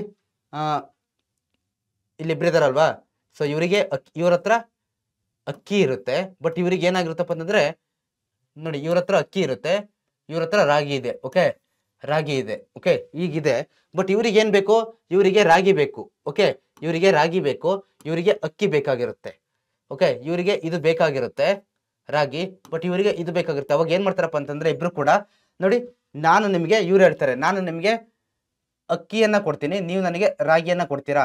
ಸೊ ಇವ್ರಿಗೂ ಕೂಡ ಅಕ್ಕಿ ಬೇಕಾಗಿರುತ್ತಲ್ವಾ, ಓಕೆ ನಾನು ನಿಮಗೆ ರಾಗಿ ಕೊಡ್ತೀನಿ, ನೀವು ನಮಗೆ ಅಕ್ಕಿಯನ್ನ ಕೊಡಿ. ಈ ರೀತಿ ಆ ವಸ್ತುಗಳು, ಆ ಸರಕುಗಳು, ಅದು ಸಿಂಪಲ್ ಆಗಿ ಅಕ್ಕಿ ರಾಗಿ ಅನ್ನೋದು ನಾನು ಎಕ್ಸಾಂಪಲ್ ಕೊಟ್ಟಿದ್ದೆ ಅಷ್ಟೇನೆ. ಬಟ್ ಯಾವುದೇ ವಸ್ತು ಇರ್ಬೋದು, ಅಲ್ಲಿ ಮನಿ ಅನ್ನೋದು ಇನ್ವಾಲ್ವ್ ಆಗೋದಿಲ್ಲ, ವಸ್ತುಗಳನ್ನ ವಿನಿಮಯ ಮಾಡ್ಕೊಳ್ಳೋದು. ಓಕೆ, ಇಬ್ರು ಕೂಡ ನಾನು ನಿನಗೆ ಇದು ಕೊಡ್ತೀನಿ, ನೀವು ನಮಗೆ ಅದು ಕೊಡಿ ಅಂತ. ಸೊ ಇದನ್ನ ನಾವು ಬಾರ್ಟರ್ ಸಿಸ್ಟಮ್ ಅಂತ ಹೇಳ್ಬಿಟ್ಟು ಕರಿತೀವಿ. ಇಲ್ಲಿ ಮನಿ ಅನ್ನೋದು ಇನ್ವಾಲ್ವ್ ಬರೋದಿಲ್ಲ. ಸೊ ಓನ್ಲಿ ಏನು ಎಕ್ಸ್ಚೇಂಜ್ ಆಫ್ ಗೂಡ್ಸ್ ಬರುತ್ತೆ. ಓಕೆ, ಇದು ಏನ್ಷಿಯಂಟ್ ಟೈಮಲ್ಲಿ ಪ್ರಾಕ್ಟೀಸ್ ಅಲ್ಲಿ ಇದ್ದಿದ್ದು, ಕ್ಲಿಯರ್ ಆಗಿರಲಿ. When farming become commercialised, the ancient economic system started to getting the transformed. Okay, but ಯಾವಾಗ ಅಗ್ರಿಕಲ್ಚರ್ ಅಂದು ಕೂಡ ಏನಾಯ್ತು, ಕಮರ್ಷಿಯಲೈಸ್ಡ್ ಆಗ್ತಾ ಹೋಯ್ತು, ಅಂದ್ರೆ ವ್ಯಾಪಾರದ ಉದ್ದೇಶಗಳಿಗೋಸ್ಕರ ಬಳಸ್ತಾ ಹೋದ್ರು. ಅಗ್ರಿಕಲ್ಚರ್ ಕೂಡ ವ್ಯಾಪಾರಕ್ಕೋಸ್ಕರ ಇರ್ತಕ್ಕಂಥ ಬೆಳೆಗಳನ್ನ ಬೆಳಿತಾ ಹೋದ್ರು ಅಲ್ವಾ, ಆವಾಗ ಈ ಸಿಸ್ಟಮ್ ಏನಾಯ್ತು, ಟ್ರಾನ್ಸ್ಫರ್ ಆಗ್ತಾ ಹೋಯ್ತು, ಚೇಂಜ್ ಆಗ್ತಾ ಹೋಯ್ತು. ಯಾವ್ದಪ್ಪ ಅಂತಂದ್ರೆ ನೋಡಿ, instead of growing only what was required for their, that farmers began to grow those crops that could be sold in the market for money. ಅಂತಂದ್ರೆ ಯಾವ ರೀತಿ ಚೇಂಜ್ ಆಯ್ತಪ್ಪ ಅಂತಂದ್ರೆ, ಫಸ್ಟ್ ಏನ್ ಮಾಡ್ತಾ ಇದ್ರು, ಬರೀ ಅವ್ರು ಊಟ ಮಾಡಿ ಬದುಕಲಿಕ್ಕೆ ಏನ್ ಬೇಕು ಆ ರೀತಿ ಬೆಳೆಗಳನ್ನ ಮಾತ್ರ ಬೆಳೀತಾ ಇದ್ರು ಫಸ್ಟ್. ಓಕೆ, ಬಟ್ ಯಾವಾಗ ಈ ಟೈಮ್ ಅನ್ನೋದು ಚೇಂಜ್ ಆಗ್ತಾ ಬಂತು, ಅವಾಗ ಏನ್ ಮಾಡ್ತಾರಪ್ಪ ಅಂತಂದ್ರೆ, ಆ ಊಟದ ಜೊತೆಗೆ ಏನ್ ಮಾಡ್ತಾರಪ್ಪ ಅಂತಂದ್ರೆ ನೋಡಿ, ಕ್ರಾಪ್ಸ್, ಯಾವ ಕೆಲವೊಂದು ಕ್ರಾಪ್ಸ್ ಗಳನ್ನ ಏನ್ ಮಾಡ್ಬೋದು ನಾವು ಮಾರ್ಕೆಟ್ ಅಲ್ಲಿ ಮಾರಿ ಅದರಿಂದ ಏನ್ ಮಾಡ್ಬೋದು, ಹಣವನ್ನ ಪಡ್ಕೋಬಹುದು. ಅಂತ ಕ್ರಾಪ್ಸ್ ಗಳನ್ನ ಏನ್ ಮಾಡ್ತಾರೆ, ಬೆಳಿತಾ ಹೋದ್ರು. ನಾವು ಸ್ವಲ್ಪ ದುಡ್ಡನ್ನು ಗಳಿಸ್ಬೇಕು, ದುಡ್ಡನ್ನ ಅರ್ನ್ ಮಾಡೋದು ಅಂತ ಹೇಳ್ಬಿಟ್ಟು ಆ ರೀತಿ ಕ್ರಾಪ್ಸ್ ಗಳನ್ನ ಬೆಳಿತಾ ಹೋದ್ರಲ್ವಾ. ಸೊ ಅದು ನಿಮಗೆ ಕ್ಲಿಯರ್ ಆಗಿ ಗೊತ್ತಿಲ್ಲ. ಆ ಮುಖಾಂತರ ಏನಾಯ್ತು, ಆ ಎಕನಾಮಿಕ್ ಸಿಸ್ಟಮ್ ಒಂದು ಫಸ್ಟ್ ಏನ್ಷಿಯಂಟ್ ಇದ್ದಿದ್ದು ಆ ರೀತಿ ಚೇಂಜ್ ಆಗ್ತಾ ಬಂತು ಅನ್ನೋದನ್ನ ಕೂಡ ನಾವಿಲ್ಲಿ ನೋಡ್ತಾ ಹೋಗ್ಬೋದು. ನೋಡಿ ಇಲ್ಲಿ ಕೊಟ್ಟಿದ್ದಾರೆ ಯಾವ್ದಾವ್ದಂತ, ಅಲಾಂಗ್ ವಿತ್ ಟ್ರೆಡಿಷನಲ್ ಕ್ರಾಪ್ಸ್, ಅಂದ್ರೆ ಸಾಂಪ್ರದಾಯಿಕ ಬೆಳೆಗಳು. ಯಾವುದು ಅಂದ್ರೆ ಸಾಂಪ್ರದಾಯಿಕ ಅಂತಂದ್ರೆ ಅವರು ನಾರ್ಮಲ್ ಅವರ ಪರ್ಪಸ್ಗೋಸ್ಕರ, ಅವರು ಬದುಕಲಿಕ್ಕೋಸ್ಕರ ಬೆಳೀತಾ ಇದ್ದಂತ ಬೆಳೆಗಳು ಯಾವ್ದು, ರಾಗಿ, ಪ್ಯಾಡಿ, ಜೋವರ್ ಮತ್ತೆ ವೀಟ್. ಓಕೆ, ಸೊ ಇಷ್ಟನ್ನ ಅವರು ನಾರ್ಮಲ್ ಆಗಿ ಬೆಳೀತಾ ಇದ್ರು. ಓಕೆ, ಇವೆಲ್ಲ ಏನು ಟ್ರೆಡಿಷನಲ್ ಕ್ರಾಪ್ಸ್. ಟ್ರೆಡಿಷನಲ್ ಕ್ರಾಪ್ಸ್ ಅಂತಂದ್ರೆ, ಸೊ ಇವುಗಳಿಂದ, ಈ 4 ಬೆಳೆಗಳಿಂದ ಏನು ಜೀವನಾಧಾರಕ್ಕೆ, ಓಕೆ, ಜೀವನಕ್ಕೆ ಓಕೆ, ಇಷ್ಟನ್ನ ಬೆಳೀತಾ ಇದ್ರು, ರಾಗಿ, ಭತ್ತ, ಜೋಳ ಮತ್ತೆ ಗೋಧಿಯನ್ನ. ಸೊ ಅದಾದ ನಂತರ ಸ್ವಲ್ಪ ಟೈಮ್ ಆದ್ಮೇಲೆ ಏನ್ ಮಾಡ್ತಾರಪ್ಪ ಅಂತಂದ್ರೆ, ಇವರು ಈ ಕಮರ್ಷಿಯಲ್ ಕ್ರಾಪ್ಸ್ ಗಳನ್ನ ಬೆಳೀತಾ ಹೋಗ್ತಾರೆ. ವಾಣಿಜ್ಯ ಬೆಳೆಗಳು ಯಾವುದು, ಕೊಕೊನಟ್ಟು, ಕಾಟನ್, ಶುಗರ್ ಕೇನು, ಜೂಟು ಮತ್ತೆ ಗ್ರೌಂಡ್ ನಟ್ಸ್. ಇಷ್ಟನ್ನ ಏನ್ ಮಾಡ್ತಾರೆ, ಇವಿಷ್ಟು ಏನು, ಈ 4 ಏನು ಇಲ್ಲಿಂದ ಇಲ್ಲಿವರೆಗೆ ಕಮರ್ಷಿಯಲ್ ಅಂತಂದ್ರೆ ವಾಣಿಜ್ಯ ಅಥವಾ ವ್ಯಾಪಾರ, ವಾಣಿಜ್ಯ ಉದ್ದೇಶಗಳಿಗೋಸ್ಕರ ಅಂದ್ರೆ ಮಾರೋದು, ಹಣವನ್ನ ಗಳಿಸ್ಲಿಕ್ಕೆ ಬೇಕಾದಂತ ಈ ಬೆಳೆಗಳನ್ನ ಏನ್ ಮಾಡ್ತಾ ಹೋದ್ರು, ಬೆಳೀತಾ ಹೋದ್ರು. ಇದ್ರ ಮುಖಾಂತರ ಏನಾಯ್ತು, ಯಾವಾಗ ಮನಿ ಅನ್ನೋದು ಸರ್ಕ್ಯುಲೇಷನ್ಗೆ ಬಂತು ಎಕನಾಮಿಕ್ ಸಿಸ್ಟಮ್ ಅಲ್ಲಿ, ಆವಾಗ ಆ ಏನ್ಷಿಯಂಟ್ ಏನು ಬಾರ್ಟರ್ ಸಿಸ್ಟಮ್ ಅನ್ನೋದಿತ್ತಲ್ವಾ, ಅದು ಅದೇ ರೀತಿ ರಿಮೂವ್ ಆಗ್ತಾ ಹೋಯ್ತು. ಓಕೆ, ಮತ್ತೆ ಈ ಎಲ್ಲಾ ಕ್ರಾಪ್ಸ್ ಗಳು, ಇವು coconut, cotton, sugar cane, jute, ground nuts ಏನ್ ಮಾಡ್ತವೆ, ಮಚ್ ಮೋರ್ ಪ್ರಾಫಿಟೇಬಲ್. ಪ್ರಾಫಿಟೇಬಲ್ ಅಂತಂದ್ರೆ ಹೆಚ್ಚಿನ ಒಂದು ಆದಾಯವನ್ನ ತಂದು ಕೊಡ್ತಕ್ಕಂಥ ಒಂದು ಬೆಳೆಗಳು ಅನ್ನೋದನ್ನ ಕೂಡ ನಾವಿಲ್ಲಿ ತಿಳ್ಕೊಬೇಕು. Agro industries also flourished as cotton, sugar, other commercial crops were grown extensively. So ಅದಾದ ನಂತರ ಆಗ್ರೋ ಇಂಡಸ್ಟ್ರೀಸ್ಗಳು ಏನು, ಅಗ್ರಿಕಲ್ಚರ್ ಬೇಸ್ಡ್ ಇಂಡಸ್ಟ್ರೀಸ್ಗಳು ಕೂಡ ಏನಾದವು. ಸೊ ಯಾವಾಗ ಈ ಕಾಟನ್, ಶುಗರ್ ಮತ್ತೆ ಅದರ್ ಕಮರ್ಷಿಯಲ್ ಕ್ರಾಪ್ಸ್ ಗಳನ್ನ ಬೆಳೆದಕ್ಕೆ ಜಾಸ್ತಿ ಆಯ್ತಲ್ವಾ, ಸೊ ಇವುಗಳನ್ನೇ ರಾ ಮೆಟೀರಿಯಲ್ ಬಳಸ್ತಾ ಇದ್ದಂತ ಯಾವುದು, ಈ ಶುಗರ್ ಅಂತಂದ್ರೆ ನೋಡಿ, ಯಾವುದು ಈಗ ನೋಡಿ ಇಲ್ಲಿದೆ ಶುಗರ್ ಕೇನಿಂದ ಏನ್ ತಯಾರಿಸ್ತಾರೆ, ಕಬ್ಬಿನಿಂದ ಶುಗರ್ ಅನ್ನ ತಯಾರಿಸ್ತಾರಲ್ವಾ.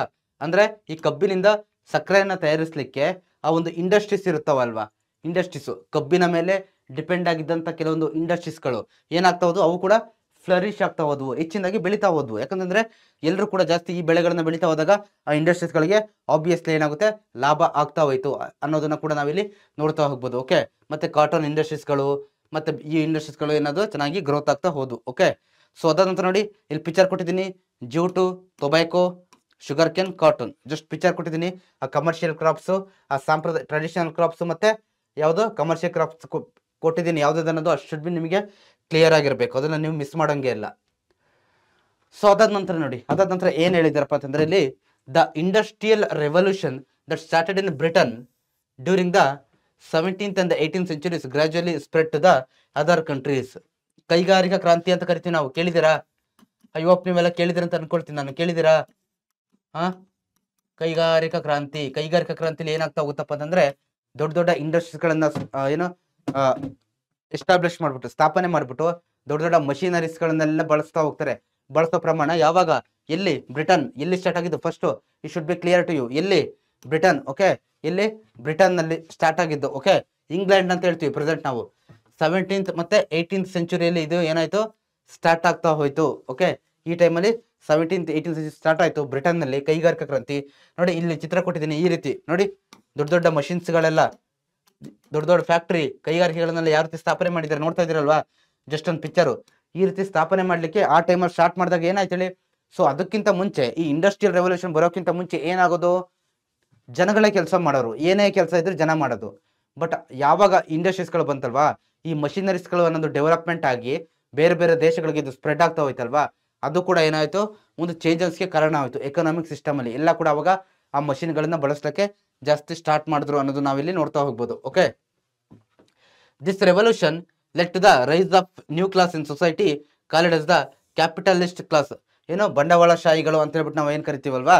ಸೊ ಇವರು ಇದರಿಂದ ಈ ಒಂದು ಈ ಇಂಡಸ್ಟ್ರಿಯಲ್ ರೆವಲ್ಯೂಷನ್ ಸ್ಟಾರ್ಟ್ ಆದ್ಮೇಲೆ ಕೆಲವೊಂದು ದೊಡ್ಡ ದೊಡ್ಡ ವ್ಯಕ್ತಿಗಳಿದ್ರು. ಅವ್ರು ಏನ್ ಮಾಡಿದ್ರಪ್ಪ ಅಂದ್ರೆ ಅವ್ರ ಹತ್ರ ಇದ್ದಂತ ಹಣನೆಲ್ಲ ಈ ರೀತಿ ಏನೋ ಫ್ಯಾಕ್ಟ್ರಿಗಳನ್ನ ಕಾರ್ಖಾನೆಗಳನ್ನ ಸ್ಥಾಪನೆ ಮಾಡ್ಲಿಕ್ಕೆ ದುಡ್ಡು ಆಗ್ತಾ ಹೋಗೋರು. ಅವರನ್ನ ನಾವು ಕ್ಯಾಪಿಟಲಿಸ್ಟ್ ಕ್ಲಾಸಸ್ ಅಂತ ಹೇಳ್ಬಿಟ್ಟು ನಾವು ಕರಿತೀವಿ.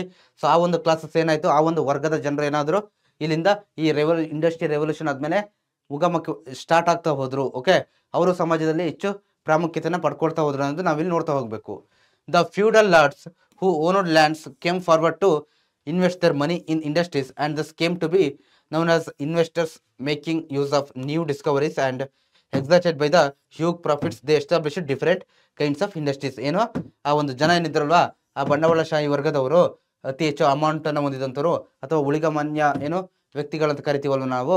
ಸೊ ಅವ್ರು ಏನ್ ಮಾಡ್ತಾ ಹೋದ್ರಪ್ಪ ಅಂತಂದ್ರೆ ಏನ್ ಮಾಡ್ತಾ ಹೋದ್ರು, ತಮ್ಮಲ್ಲಿದ್ದಂಥ ದುಡ್ಡನ್ನೆಲ್ಲ ಈ ಕೈಗಾರಿಕಾ ಕ್ರಾಂತಿ ಮೇಲೆ ಇನ್ವೆಸ್ಟ್ ಮಾಡಿ ಹೊಸ ಹೊಸ ಫ್ಯಾಕ್ಟ್ರಿಗಳು ಅದನ್ನೆಲ್ಲ ಸ್ಥಾಪನೆ ಮಾಡಿ ಅದ್ರ ಮುಖಾಂತರ ಹೆಚ್ಚು ಪ್ರಾಫಿಟ್ಸ್ ಅನ್ನ ಗಳಿಸ್ಲಿಕ್ಕೆ ಏನ್ ಮಾಡಿದ್ರು, ಫೋಕಸ್ ಮಾಡ್ತಾ ಹೋದ್ರು ಅನ್ನೋದನ್ನ ಕೂಡ ನಾವಿಲ್ಲಿ ನೋಡ್ತಾ ಹೋಗ್ಬೋದು. It should be clear to. ಇದೆಲ್ಲ ಅಂಶಗಳು ಏನಾಯ್ತು, ಈ ಎಲ್ಲ ಅಂಶಗಳು ಏನಾಯ್ತು, ನಾವು ಏನ್ ನೋಡ್ತಿದ್ದೀವಿ ಹೇಳಿ, ನಾವು ನೋಡ್ತಾ ಇರೋದೇನು ಏನ್ಷಿಯಂಟ್ ಇಂದ ಓಕೆ ಆ ಬಾರ್ಟರ್ ಸಿಸ್ಟಮ್ ಇಂದ ಪ್ರೆಸೆಂಟ್ ಇರ್ತಕ್ಕಂಥ ಎಕಾನಮಿಗೆ ಯಾವ ರೀತಿ ಚೇಂಜ್ ಆಯ್ತು ರಚನಾತ್ಮಕವಾಗಿ ಅನ್ನೋದು. ಓಕೆ, ಬಾರ್ಟರ್ ಸಿಸ್ಟಮ್ ಇಂದ ಯಾವ ರೀತಿ ಚೇಂಜ್ ಆಯ್ತು ಅನ್ನೋದು. ಓಕೆ, ಇವೆಲ್ಲ ಅಂಶಗಳು ಯಾವುದು ಇಂಡಸ್ಟ್ರಿಯಲ್ ರೆವಲ್ಯೂಷನ್ ಸ್ಟಾರ್ಟ್ ಆಯ್ತು, ಅದ್ರ ಮುಖಾಂತರ ಮಷಿನರಿ ಫಸ್ಟ್ ಏನ್ ಮಾಡಿದ್ರು, ಕ್ರಾಪ್ಸ್ ಸ್ಟಾರ್ಟ್ ಮಾಡ್ತಾರೆ, ಕಮರ್ಷಿಯಲ್ ಕ್ರಾಪ್ಸ್ ಬೆಳಿಲಿಕ್ಕೆ. ಅದಾದ ನಂತರ ಏನ್ ಮಾಡ್ತಾರೆ, ಇಂಡಸ್ಟ್ರೀಸ್ ರೆವಲ್ಯೂಷನ್ ಅನ್ನ ಸ್ಟಾರ್ಟ್ ಮಾಡ್ತಾರೆ. ಓಕೆ, ಇಂಡಸ್ಟ್ರೀಸ್ ರೆವಲ್ಯೂಷನ್ ಅನ್ನ ಸ್ಟಾರ್ಟ್ ಮಾಡ್ತಾ ಹೋಗ್ತಾರೆ. ಸೊ ಇವೆಲ್ಲ ಅಂಶಗಳು ಯಾವ ರೀತಿ ಚೇಂಜಸ್ಗೆ ಕಾರಣ ಆಯ್ತು ಅನ್ನೋದನ್ನ ಇಲ್ಲಿ ಕೊಟ್ಟಿದ್ದಾರೆ. Over a period of time ಅಂದ್ರೆ ಸಮಯ ಕಳೀತಾ ಹೋದಂಗೆನೆ new technology came to be used in all fields of including agriculture. ನೋಡಿ ಏನ್ ಮಾಡ್ತಾ ಹೋದ್ರು ಅಂತಂದ್ರೆ ಈ ಏನೋ ಟೆಕ್ನಾಲಜೀಸ್ಗಳು ಮಷಿನರೀಸ್ಗಳು ಜಾಸ್ತಿ ಬಂದಂಗೆ ಎಲ್ಲ ಫೀಲ್ಡ್ ಅಲ್ಲೂ ಈ ನ್ಯೂ ಟೆಕ್ನಾಲಜೀಸ್ಗಳನ್ನ ಬಳಸ್ತಾ ಹೋದ್ರು. ಆ ಅಗ್ರಿಕಲ್ಚರ್ ಸ್ಪೆಷಲಿ ಅಗ್ರಿಕಲ್ಚರ್ ಸೆಕ್ಟರ್ ಅಲ್ಲಿ ಎಲ್ಲ ಕಡೆಯನ್ನು ಕೂಡ ಆ ಟೆಕ್ನಾಲಜೀಸ್ಗಳನ್ನ ಬಳಸ್ತಾ ಹೋದ್ರು ಅನ್ನೋದು ನಾವು ನೋಡ್ತಾ ಹೋಗ್ಬೋದು. ಅದನ್ನ ಬಳಸಿದ ಪರಿಣಾಮ ಏನಾಯ್ತು, ಆ ಟೆಕ್ನಾಲಜೀಸ್ಗಳನ್ನ ಆ ಹೊಸ ಹೊಸ ಟೆಕ್ನಾಲಜೀಸ್ಗಳನ್ನ ಬಳಸಿದ ಪರಿಣಾಮವಾಗಿ ಏನಾಯ್ತಪ್ಪ ಅಂತಂದ್ರೆ ಪ್ರೊಡಕ್ಷನ್ ಉತ್ಪಾದನೆ, ಎಂಪ್ಲಾಯ್ಮೆಂಟು, ಓಕೆ, ಅಂತರ income increased leading to improvement in the standard of living of people. ಅಂತಂದ್ರೆ ಏನಾಯ್ತಪ್ಪ ಅಂತಂದ್ರೆ ಯಾವಾಗ ಟೆಕ್ನಾಲಜೀಸ್ಗಳನ್ನ ಅಗ್ರಿಕಲ್ಚರ್ ಸೆಕ್ಟರ್ ಅಲ್ಲಿ ತುಂಬಾ ಜಾಸ್ತಿ ಬಳಸ್ತಾ ಹೋದ್ರು, ಓಕೆ, ಆವಾಗ ಉತ್ಪಾದನೆ ಜಾಸ್ತಿ ಆಯ್ತು. ಓಕೆ, ಉತ್ಪಾದನೆ ಅನ್ನೋದು ಹೆಚ್ಚು ಪ್ರಮಾಣದ ಕ್ರಾಪ್ ಅನ್ನ ಬೆಳೀತಾ ಹೋದ್ರು. ನಂತರ ಉದ್ಯೋಗಗಳು ಸಿಗ್ತಾ ಹೋಯ್ತು. ಆ ಮಷಿನರೀಸ್ಗಳನ್ನೆಲ್ಲ ಆ ಟೂಲ್ಸ್ ಆ ನ್ಯೂ ಟೆಕ್ನಾಲಜಿಗಳನ್ನ ಹ್ಯಾಂಡಲ್ ಮಾಡ್ಲಿಕ್ಕೆ ಬಳಸಲಿಕ್ಕೆ ಜನ ಬೇಕಲ್ವಾ, ಅವರಿಗೆ ಕೆಲಸ ಕೊಡ್ತಾ ಹೋದ್ರು. ಸೊ ಅದಾದ ನಂತರ ನೋಡಿ ಇನ್ಕಮ್, ಜನಗಳ ಇನ್ಕಮ್ ಕೂಡ ಆದಾಯ ಕೂಡ ಏನಾಗ್ತಾ ಹೋಯ್ತು. ಆಬ್ವಿಯಸ್ಲಿ ಪ್ರೊಡಕ್ಷನ್ ಯಾವಾಗ ಜಾಸ್ತಿ ಆಗುತ್ತೋ ಆವಾಗ ಆಬ್ವಿಯಸ್ ಆಗಿ ಏನಾಗುತ್ತೆ, ಇನ್ಕಮ್ ಅನ್ನೋದು ಆದಾಯ ಅನ್ನೋದು ಜಾಸ್ತಿ ಆಗೇ ಆಗುತ್ತಲ್ವಾ. ಸೊ ಈ ರೀತಿ ಜಾಸ್ತಿ ಆಗ್ತಾ ಹೋದಾಗ ಏನಾಯ್ತು, ಇದು ಆ ಸ್ಟ್ಯಾಂಡರ್ಡ್ ಆಫ್ ಲಿವಿಂಗ್ ಅಂದ್ರೆ ಆ ಜನಗಳ ಜೀವನ ಏನಿತ್ತಲ್ವಾ, ಅವ್ರದ್ದು ಒಂದು ವೇ ಆಫ್ ಲೈಫ್ ಇತ್ತು, ಒಂದು ಲೈಫ್ ಲೀಡ್ ಮಾಡ್ತಕ್ಕಂಥದ್ದು, ಅದೇನಾಗ್ತಾ ಹೋಯ್ತು, ಚೇಂಜಸ್ ಆಗ್ತಾ ಹೋಯ್ತು ಅನ್ನೋದನ್ನ ಕೂಡ ನಾವಿಲ್ಲಿ ಆ ಸ್ಟ್ಯಾಂಡರ್ಡ್ ಆಫ್ ಲಿವಿಂಗ್ ಏನಾಯ್ತು ಚೇಂಜ್ ಆಗ್ತಾ ಹೋಯ್ತು ಅನ್ನೋದು ಕೂಡ ನಾವಿಲ್ಲಿ ನೋಡ್ತಾ ಹೋಗ್ಬೋದು. In this manner agrarian economy gave way to industrial economy. So ಈ ರೀತಿ ಏನಾಯ್ತಪ್ಪ ಅಂತಂದ್ರೆ ಈ ಅಗ್ರಿಕಲ್ಚರ್ ಬೇಸ್ಡ್ ಆಗಿದ್ದಂತ ಎಕಾನಮಿ ಅಗ್ರೇರಿಯನ್ ಎಕಾನಮಿ ಆಗಿದ್ದು. ಅಗ್ರೇರಿಯನ್ ಎಕಾನಮಿ ಅಂತಂದ್ರೆ ಈ ಅಗ್ರಿಕಲ್ಚರ್ ಬೇಸ್ಡ್ ಆಗಿದ್ದಂತ ಎಕಾನಮಿ ಇಂಡಸ್ಟ್ರಿಯಲ್ ಎಕಾನಮಿ ಆಗಿ, ಓಕೆ, ಕೈಗಾರಿಕಾ ಎಕಾನಮಿಯಾಗಿ ಏನಾಗುತ್ತೆ ಬದಲಾವಣೆ ಆಗ್ತಾ ಹೋಯ್ತು ನಿಧಾನಕ್ಕೆ. ಓಕೆ, ಯಾಕಂತಂದ್ರೆ ಕೈಗಾರಿಕೆಗಳು ಜಾಸ್ತಿ ಇಂಡಸ್ಟ್ರಿಯಲ್ ರೆವಲ್ಯೂಷನ್ ಅಂತ ಹೆಸರು ಇದೆಯಲ್ವಾ, ಇಂಡಸ್ಟ್ರಿಯಲ್ ರೆವಲ್ಯೂಷನ್, ಇಂಡಸ್ಟ್ರೀಸ್ ಅಂತಂದ್ರೆ ಕೈಗಾರಿಕೆಗಳು. ಸೊ ಅದು ಇದಕ್ಕೆ ಚೇಂಜ್ ಆಗ್ತಾ ಈ ರೀತಿ ಚೇಂಜ್ ಆಗ್ತಾ ಹೋಯ್ತು ಅನ್ನೋದು ನಾವಿಲ್ಲಿ ನೋಡ್ತಾ ಹೋಗ್ಬೋದು. In the process some economics progressed much faster than the others. Thus different economies are different stages of development. So ಈ ಟೈಮಲ್ಲಿ ಏನಾಗ್ತಾ ಹೋಯ್ತು, ಕೆಲವೊಂದು ಎಕನಾಮಿಕ್ಸ್ಗಳು ಏನಾಯ್ತು ತುಂಬಾ ಫಾಸ್ಟ್ ಆಗಿ ಗ್ರೋತ್ ಆಗ್ತಾ ಹೋಯ್ತು, ಮತ್ತೆ ಕೆಲವೊಂದು ತುಂಬಾ ಸ್ಲೋ ಆಗಿ ಗ್ರೋತ್ ಆಗ್ತಾ ಹೋಯ್ತು ಅನ್ನೋದನ್ನ ಕೂಡ ನಾವಿಲ್ಲಿ ನೋಡ್ತಾ ಹೋಗ್ಬೋದು. ಸೊ ದೆನ್ ನೋಡಿ, ಸೊ ಅದಾದ ನಂತರ ಏನೇನಾಯ್ತಪ್ಪ ಅಂದ್ರೆ efforts are made to adapt modern agricultural techniques in Indian agriculture to. So ಯಾವಾಗ ಈ ಕೈಗಾರಿಕಾ ಕ್ರಾಂತಿ ಅನ್ನೋದು ಬೇರೆ ಬೇರೆ ದೇಶಗಳಿಗೆ ಸ್ಪ್ರೆಡ್ ಆಗ್ತಾ ಹೋಯ್ತು, ಅದೇ ಟೈಮಲ್ಲಿ ನಮ್ಮ ಭಾರತದಲ್ಲೂ ಕೂಡ ಆ ಒಂದು ಆ ಮಾಡರ್ನ್ ಅಗ್ರಿಕಲ್ಚರ್ ಟೆಕ್ನಿಕ್ಸ್ಗಳನ್ನ, ಆಧುನಿಕ ಕೃಷಿ ತಂತ್ರಜ್ಞಾನಗಳನ್ನ ಬಳಸ್ಕೋಕ್ಕೂ ಕೂಡ ಪ್ರಯತ್ನಗಳು ನಡೆದ್ವು ಅನ್ನೋದು ಕೂಡ ನಾವಿಲ್ಲಿ ನೋಡ್ತಾ ಹೋಗ್ಬೋದು. ಇದರ ಪರಿಣಾಮವಾಗಿ ಬಳಸ್ಕೊಂಡಂತ ಪರಿಣಾಮವಾಗಿ ಏನಾಯ್ತು, use of high ಯೀಲ್ಡಿಂಗ್ seeds, mechanical farming, chemical fertilisers ಮತ್ತೆ ಇನ್ಸೆಕ್ಟಿಸೈಡ್ಸ್ ಇನ್ಕ್ರೀಸ್ಡ್. ಸೊ ಇವುಗಳನ್ನೆಲ್ಲ ಬಳಸ್ತಕ್ಕಂಥ ಪ್ರಮಾಣ ಜಾಸ್ತಿ ಆಯ್ತು. ಓಕೆ, ಹೈ ಯೀಲ್ಡಿಂಗ್ ಸೀಡ್ಸ್ ಅಂತಂದ್ರೆ ಹೆಚ್ಚು ಇಳುವರಿ ಕೊಡ್ತಕ್ಕಂಥ ಬೀಜಗಳನ್ನ ಬಳಸ್ತಾ ಹೋಗಿದ್ರು ಕ್ರಾಪಿಗೆ. ಓಕೆ, ಅದಾದ ನಂತರ ಮೆಕ್ಯಾನಿಕಲ್ ಫಾರ್ಮಿಂಗ್, ಅದಾದ ನಂತರ ಕೆಮಿಕಲ್ ಫರ್ಟಿಲೈಸರ್ಸ್, ಈ ರಾಸಾಯನಿಕ ಗೊಬ್ಬರಗಳೆಲ್ಲ ಬರ್ತಲ್ವಾ, ಮತ್ತೆ ಇನ್ಸೆಕ್ಟಿಸೈಡ್ಸ್ ಇನ್ಕ್ರೀಸ್ಡ್. ಸೊ ಇವನ್ನೆಲ್ಲ ಏನಾಯ್ತು, ಹೆಚ್ಚು ಬಳಸಲಿಕ್ಕೆ ಹೋದ್ರು, ಟೆಕ್ನಾಲಜೀಸ್ಗಳನ್ನ ಜಾಸ್ತಿ ಆದಂಗೆ ಅನ್ನೋದು ಕೂಡ ನಾವಿಲ್ಲಿ ನೋಡ್ತಾ ಹೋಗ್ಬೋದು. ಅದಾದ ನಂತರ ನೋಡಿ, many innovations were made in methods of farming and production with boosted the change in the Indian agricultural hybridization, adaptation of technology in the irrigation facility. So ಏನಾಯ್ತು, ಈ ಎಲ್ಲ ಚೇಂಜಸ್ಗಳದು, ಇರಿಗೇಷನ್ನು, ಅಡಾಪ್ಟೇಷನ್ ಟೆಕ್ನಾಲಜಿ, ಹೈಬ್ರಿಡೈಸೇಷನ್ನು, ಇಲ್ಲೆಲ್ಲ ಕೂಡ ಏನಾಗ್ತಾ ಹೋಯ್ತು, ಚೇಂಜಸ್ ಆಗ್ತಾ ಹೋಯ್ತು. Okay, so ಇದು ನಿಮಗೆ ಕ್ಲಿಯರ್ ಆಗಿರಲಿ. ಆ ಟೆಕ್ನಾಲಜೀಸ್ಗಳು ಏನಾಗ್ತಾ ಹೋಯ್ತು, ಎಲ್ಲ ಕಡೆನೂ ಚೇಂಜ್ ಆಗ್ತಾ ಹೋಯ್ತು ಟೆಕ್ನಾಲಜಿ ಅನ್ನೋದು. ಓಕೆ, ಆ ಎಕನಾಮಿಕ್ ಸಿಸ್ಟಮ್ ಅಂದು ಅಗ್ರೇರಿಯನ್ ಇಂದ ಇಂಡಸ್ಟ್ರೀಸ್ಗಳಿಗೆ ಚೇಂಜ್ ಆಗ್ತಾ ಹೋಯ್ತು ಅನ್ನೋದು ನಿಮಗೆ ಕ್ಲಿಯರ್ ಆಗಿ ಗೊತ್ತಿರಬೇಕು. ಸೊ ದೆನ್ ನೋಡಿ, led to noticeable increase in production, ಉತ್ಪಾದನೆ ಅನ್ನೋದು ಏನಾಗ್ತಾ ಹೋಯ್ತು, ತುಂಬಾ ಜಾಸ್ತಿ ಆಗ್ತಾ ಹೋಯ್ತು. ಓಕೆ, ಉತ್ಪಾದನೆ ಅನ್ನೋದು ತುಂಬಾ ಜಾಸ್ತಿ ಆಗ್ತಾ ಹೋಯ್ತು ಅನ್ನೋದು ಕೂಡ ನಾವಿಲ್ಲಿ ನೋಡ್ತಾ ಹೋಗ್ಬೋದು. ಅದಾದ ನಂತರ however indiscriminate use of chemical fertilisers, insecticides ಮತ್ತೆ led to environmental pollution, led land erosion, caused loss of fertile land ಅಂತಂದ್ರೆ. ಸೊ ನೋಡಿ, ಓಕೆ, ಈಗ ಟೆಕ್ನಾಲಜಿಗಳನ್ನ ಬಳಸ್ತಾ ಹೋದ್ರು, ಫರ್ಟಿಲೈಸರ್ ರಸಗೊಬ್ಬರಗಳನ್ನ ಬಳಸ್ತಾ ಹೋದ್ರು, ಗುಡ್ ಇನ್ಸೆಕ್ಟಿಸೈಡ್ಸ್ ಅಂತಂದ್ರೆ ಕೀಟನಾಶಕಗಳು, ಈ ಬೆಳೆಗಳಿಗೆ ಏನಾದ್ರು ಇದು ಬಂದ್ರೆ, ಕಾಯಿಲೆಗಳೇನಾದ್ರು ಬಂದ್ರೆ ಅದನ್ನ ತಡೆಗಟ್ಟಲಿಕ್ಕೋಸ್ಕರ ಇನ್ಸೆಕ್ಟಿಸೈಡ್ಸ್ ಎಲ್ಲ ಬಳಸ್ತಾರೆ, ಕೀಟನಾಶಕಗಳನ್ನ. ಸೊ ಅವುಗಳನ್ನ ಬಳಸ್ತಾ ಹೋದ್ರು, ದಟ್ಸ್ ಗುಡ್. ಬಟ್ ಅದನ್ನ ಒಂದು ಲಿಮಿಟ್ ಆಗಿ ಬಳಸ್ಬೇಕಲ್ವಾ. ಬಟ್ ಇಲ್ಲಿ ಏನ್ ಮಾಡ್ತಾರಪ್ಪ ಅಂದ್ರೆ, ಅವರು ಒಂದು ಲಿಮಿಟ್ ಆಗಿ ಬರ್ಸಕ್ ಹೋಗಲ್ಲ. ಸೊ ಸಿಕ್ತು ಅಂತ ಹೈಯೆಸ್ಟ್ ಬಳಸಿದ್ರಿಂದ ಏನಾಯ್ತು ನೋಡಿ, ಆ ರಾಸಾಯನಿಕ ಗೊಬ್ಬರಗಳನ್ನ ಮತ್ತೆ ಆ ಇನ್ಸೆಕ್ಟಿಸೈಡ್ಗಳನ್ನ ಅತಿ ಹೆಚ್ಚಾಗಿ ಬಳಸಿದ್ರಿಂದ ಏನಾಯ್ತು, ಎನ್ವಿರಾನ್ಮೆಂಟಲ್ ಪೊಲ್ಯೂಷನ್, ಪರಿಸರದಲ್ಲಿ ಏನಾಯ್ತು, ಮಾಲಿನ್ಯ ಅನ್ನೋದು ಉಂಟಾಗ್ಲಿಕ್ಕೆ ಸ್ಟಾರ್ಟ್ ಆಯ್ತು. ಅದಾದ ನಂತರ ನೋಡಿ, ಆ ಲ್ಯಾಂಡ್ ಎರೋಷನ್ ಆಗಲಿಕ್ಕೆ ಸ್ಟಾರ್ಟ್ ಆಯ್ತು, ಮಣ್ಣಿನ ಸವಕಳಿ, ಆ ಫರ್ಟೈಲ್ ಲ್ಯಾಂಡ್, ಆ ಫಲವತ್ತಾದ ಭೂಮಿ, ಎಲ್ಲ ಈ ರಸಾಯನ ಗೊಬ್ಬರಗಳನ್ನ ಹಾಕಿ ಈ ಒಂದು ಔಷಧಿ ಕ್ರಿಮಿನಾಶಕಗಳನ್ನ ಸ್ಪ್ರೇ ಮಾಡಿ ಏನಾಯ್ತು, ಆ ಭೂಮಿಗಿದ್ದಂಥ ಫಲವತ್ತತೆ ಅಂತಿತ್ತಲ್ವಾ, ಅದೆಲ್ಲ ಏನಾಯ್ತು, ಲಾಸ್ ಆಗ್ಲಿಕ್ಕೆ ಸ್ಟಾರ್ಟ್ ಆಯ್ತು ಅನ್ನೋದನ್ನ ಕೂಡ ನಾವಿಲ್ಲಿ ನೋಡ್ತಾ ಹೋಗ್ಬೋದು. Unlimited use of water without paying attention to renewal ground water table reduce the ground water level. Okay, so ಏನಪ್ಪಾ ಅಂದ್ರೆ ಅತಿಯಾಗಿ ಏನ್ ಮಾಡೋದು, ನೀರನ್ನ ಬಳಸ್ತಕ್ಕಂಥದ್ದು. ಓಕೆ, ಸೊ ಮತ್ತೆ ಆ ಗ್ರೌಂಡ್ ವಾಟರ್ಗೆ ಹೆಚ್ಚಿನ ಒಂದು ಇಂಪಾರ್ಟೆನ್ಸ್ ಅನ್ನ ಕೊಡ್ತಾರೆ. ಸಿಕ್ತು ಅಂತ ಹೆಂಗ್ ಬೇಕಂಗ್ ಬಳಸ್ಕೊಳ್ಳೋದು. ಏನೇ ಗ್ರೌಂಡ್ ವಾಟರ್ ಅಂತಂದ್ರೆ ಭೂಮಿಯಿಂದ ಒಳಗಡೆ ಸಿಗ್ತಕ್ಕಂಥ ನೀರನ್ನ ಹೆಚ್ಚಿನ ಬಳಸ್ಕೊಂಡಿದ್ದು, ಇದೇ ಏನಾಯ್ತು, ಆ ಗ್ರೌಂಡ್ ವಾಟರ್ ಲೆವೆಲ್ನು ಕೂಡ ರೆಡ್ಯೂಸ್ ಮಾಡ್ತಾ ಹೋಯ್ತು, ಕಮ್ಮಿ ಮಾಡ್ತಾ ಹೋಗ್ತು ಅನ್ನೋದು ನಾವಿಲ್ಲಿ ನೋಡ್ತಾ ಹೋಗ್ಬೋದು. ಡ್ಯೂ ಟು ಎ ಅಫಾರ್ಸ್ use of pesticides, source of water in many places became the contaminated. As the result, all of these changes, organic farming and natural farming have once again gained importance. Okay, so ಇಲ್ಲೇ ಇದೆಲ್ಲದರೂ ಆಗಿದ್ರಿಂದ ಪರಿಣಾಮ ಏನಾಯ್ತು, ಯಾವಾಗ ಇಷ್ಟೆಲ್ಲ ಪ್ರಾಬ್ಲಮ್ಗಳು create ಆಗ್ಲಿಕ್ಕೆ start ಆಯ್ತಲ್ವಾ, pollution ಮತ್ತೆ ಆ ವಾಟರ್ ಲೆವೆಲ್ ಕಮ್ಮಿ ಆಗಿದ್ದು, ಗ್ರೌಂಡ್ ವಾಟರ್ ಲೆವೆಲ್, ಯಾವಾಗ ಮತ್ತೆ ಆ ಕೀಟನಾಶಕಗಳನ್ನು ಹೆಚ್ಚಿನದಾಗಿ ಬಳಸಿದ್ದು, ಇದೆಲ್ಲ ಗೊತ್ತಾದಾಗ ಏನ್ ಮಾಡಿದ್ರಪ್ಪ ಅಂತಂದ್ರೆ ನೋಡಿ, ಪ್ರೆಸೆಂಟ್ ಟೈಮಲ್ಲಿ ಏನು ಮತ್ತೆ ಇಂಪಾರ್ಟೆಂಟ್ ಅಂತ ಹೇಳ್ತಾ ಇದ್ದಾರೆ, ಆರ್ಗ್ಯಾನಿಕ್ ಫಾರ್ಮಿಂಗ್ ಅಂತಂದ್ರೆ ಇಲ್ಲಿ ಯಾವುದೇ ರೀತಿ ಫರ್ಟಿಲೈಸರ್ಗಳನ್ನ ಬಳಸ್ತಲೆ ಬೆಳೆಯನ್ನ ಬೆಳೀತಕ್ಕಂಥದ್ದು, ಆರ್ಗ್ಯಾನಿಕ್ ಆಗಿ. ಓಕೆ, ಬೆಳೀತಕ್ಕಂಥದ್ದು. ಈ ಸಿಸ್ಟಮ್ಮು ಈಗ ಏನಾಗಿದೆ, ನ್ಯಾಚುರಲ್ ಆಗಿ ಬೇಕು, ಇದಕ್ಕೆ ಇಂಪಾರ್ಟೆನ್ಸ್ ಜಾಸ್ತಿ ಆಗ್ತಾ ಇದೆ ಅನ್ನೋದನ್ನ ಕೂಡ ಇಲ್ಲಿ ಕೊಟ್ಟಿದ್ದಾರೆ ಸ್ಟೂಡೆಂಟ್ಸ್. ಸೊ ಅದಾದ ನಂತರ ನೋಡಿ, ಸೊ ಈ ಒಂದು ಎಕನಾಮಿಕ್ ಚೇಂಜಸ್, ಸ್ಟ್ರಕ್ಚರಲ್ಲಿ ಏನೇನು ಚೇಂಜಸ್ ಆಯ್ತಲ್ವಾ, ಇದು ಕೂಡ ಏನು ನಮ್ಮ ಭಾರತದ ಎಕನಾಮಿ ಮೇಲೂ ಬಹಳ ದೊಡ್ಡ ಮಟ್ಟದಲ್ಲಿ ಪ್ರಭಾವವನ್ನು ಬೀರ್ತಾ ಹೋಯಿತು. ಓಕೆ, ಯಾವ ರೀತಿ ಅಂತಂದ್ರೆ ನೋಡಿ, compare to eve of political independence relatively fewer people depend on agriculture for their livelihood, but still majority of the workforce are engaged in cultivation. ನೋಡಿ, ಸೊ ಸ್ವಾತಂತ್ರ್ಯ ಬರೋಕ್ಕಿಂತ ಮುಂಚೆ ಏನಾಗಿತ್ತಪ್ಪ ಅಂತಂದ್ರೆ ಕೆಲವು ಜನ ಮಾತ್ರ ಏನಾಗಿದ್ರು ಅಗ್ರಿಕಲ್ಚರ್ ಮೇಲೆ ತಮ್ಮ ಜೀವನಕ್ಕೆ ಡಿಪೆಂಡ್ ಆಗಿದ್ರು.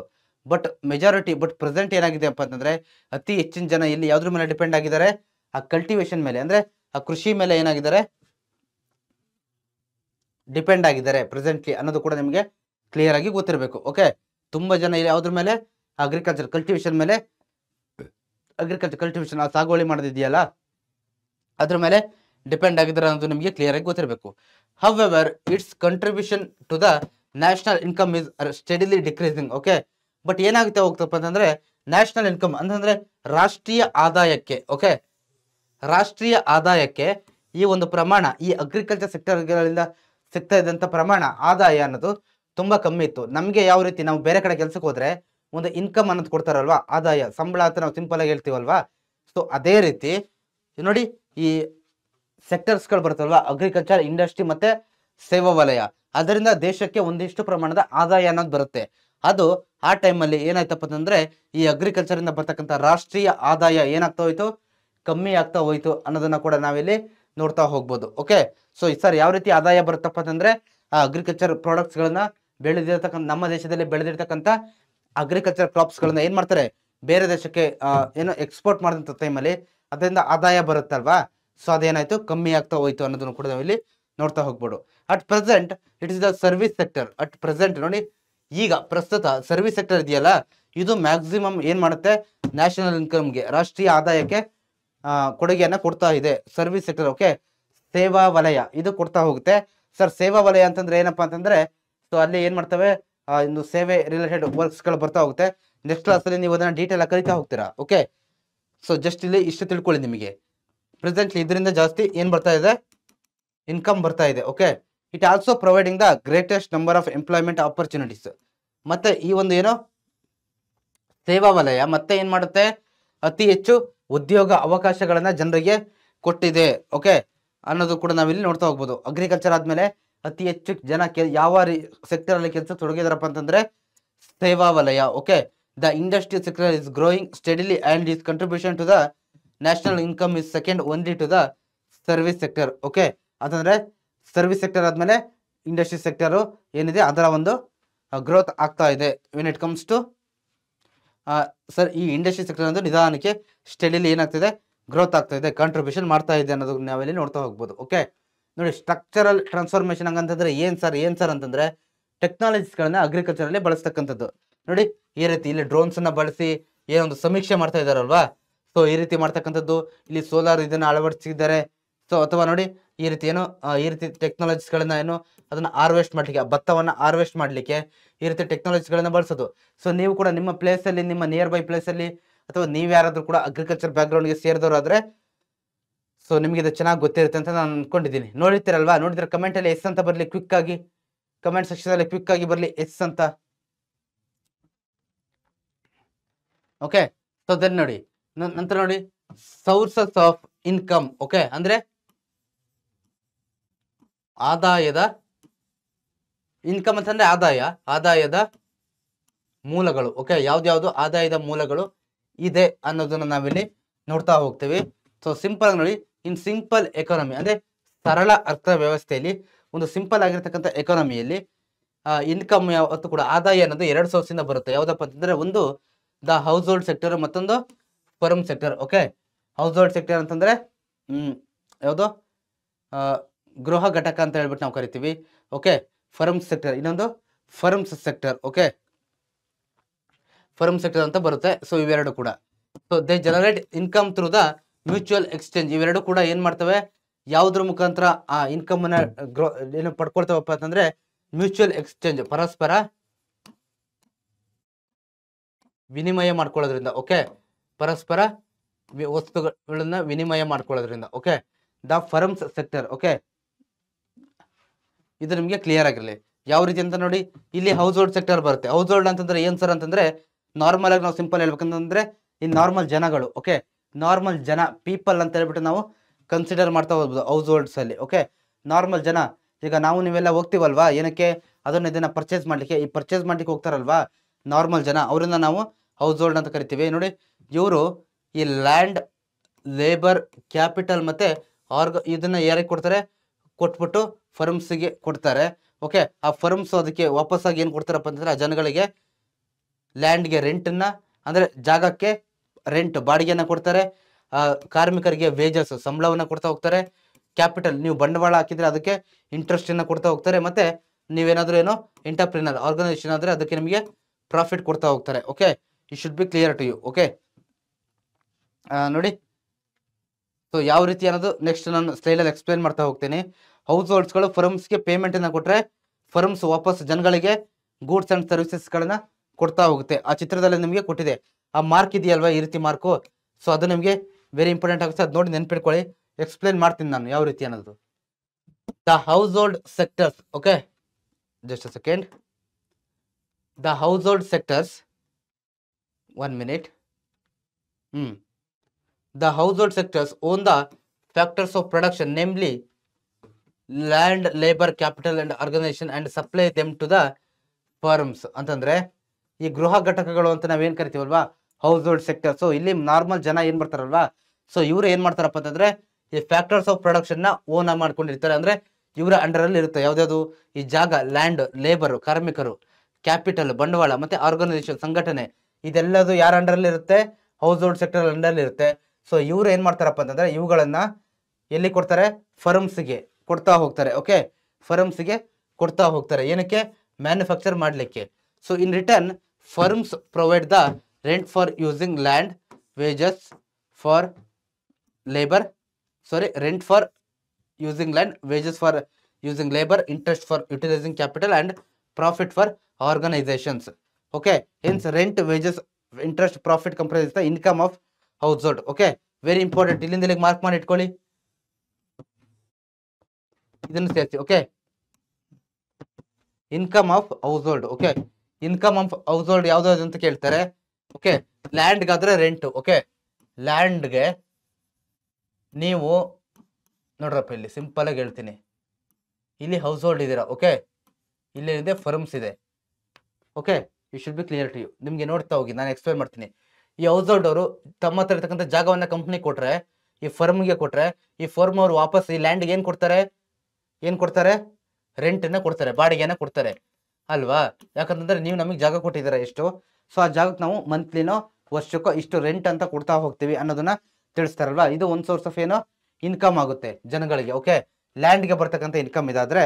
ಸೊ ಅದಾದ ನಂತರ ನೋಡಿ, ಇದೇ ಹೌಸ್ ಹೋಲ್ಡ್ ಜನ ಏನನ್ನ ಕೊಡ್ತಾರಪ್ಪ ಅಂತಂದ್ರೆ ಮತ್ತೆ ಲೇಬರ್ ಅಂದ್ರೆ ಕಾರ್ಮಿಕರು ಜನಗಳಿಂದಲೇ ಸಿಗೋದಲ್ವಾ.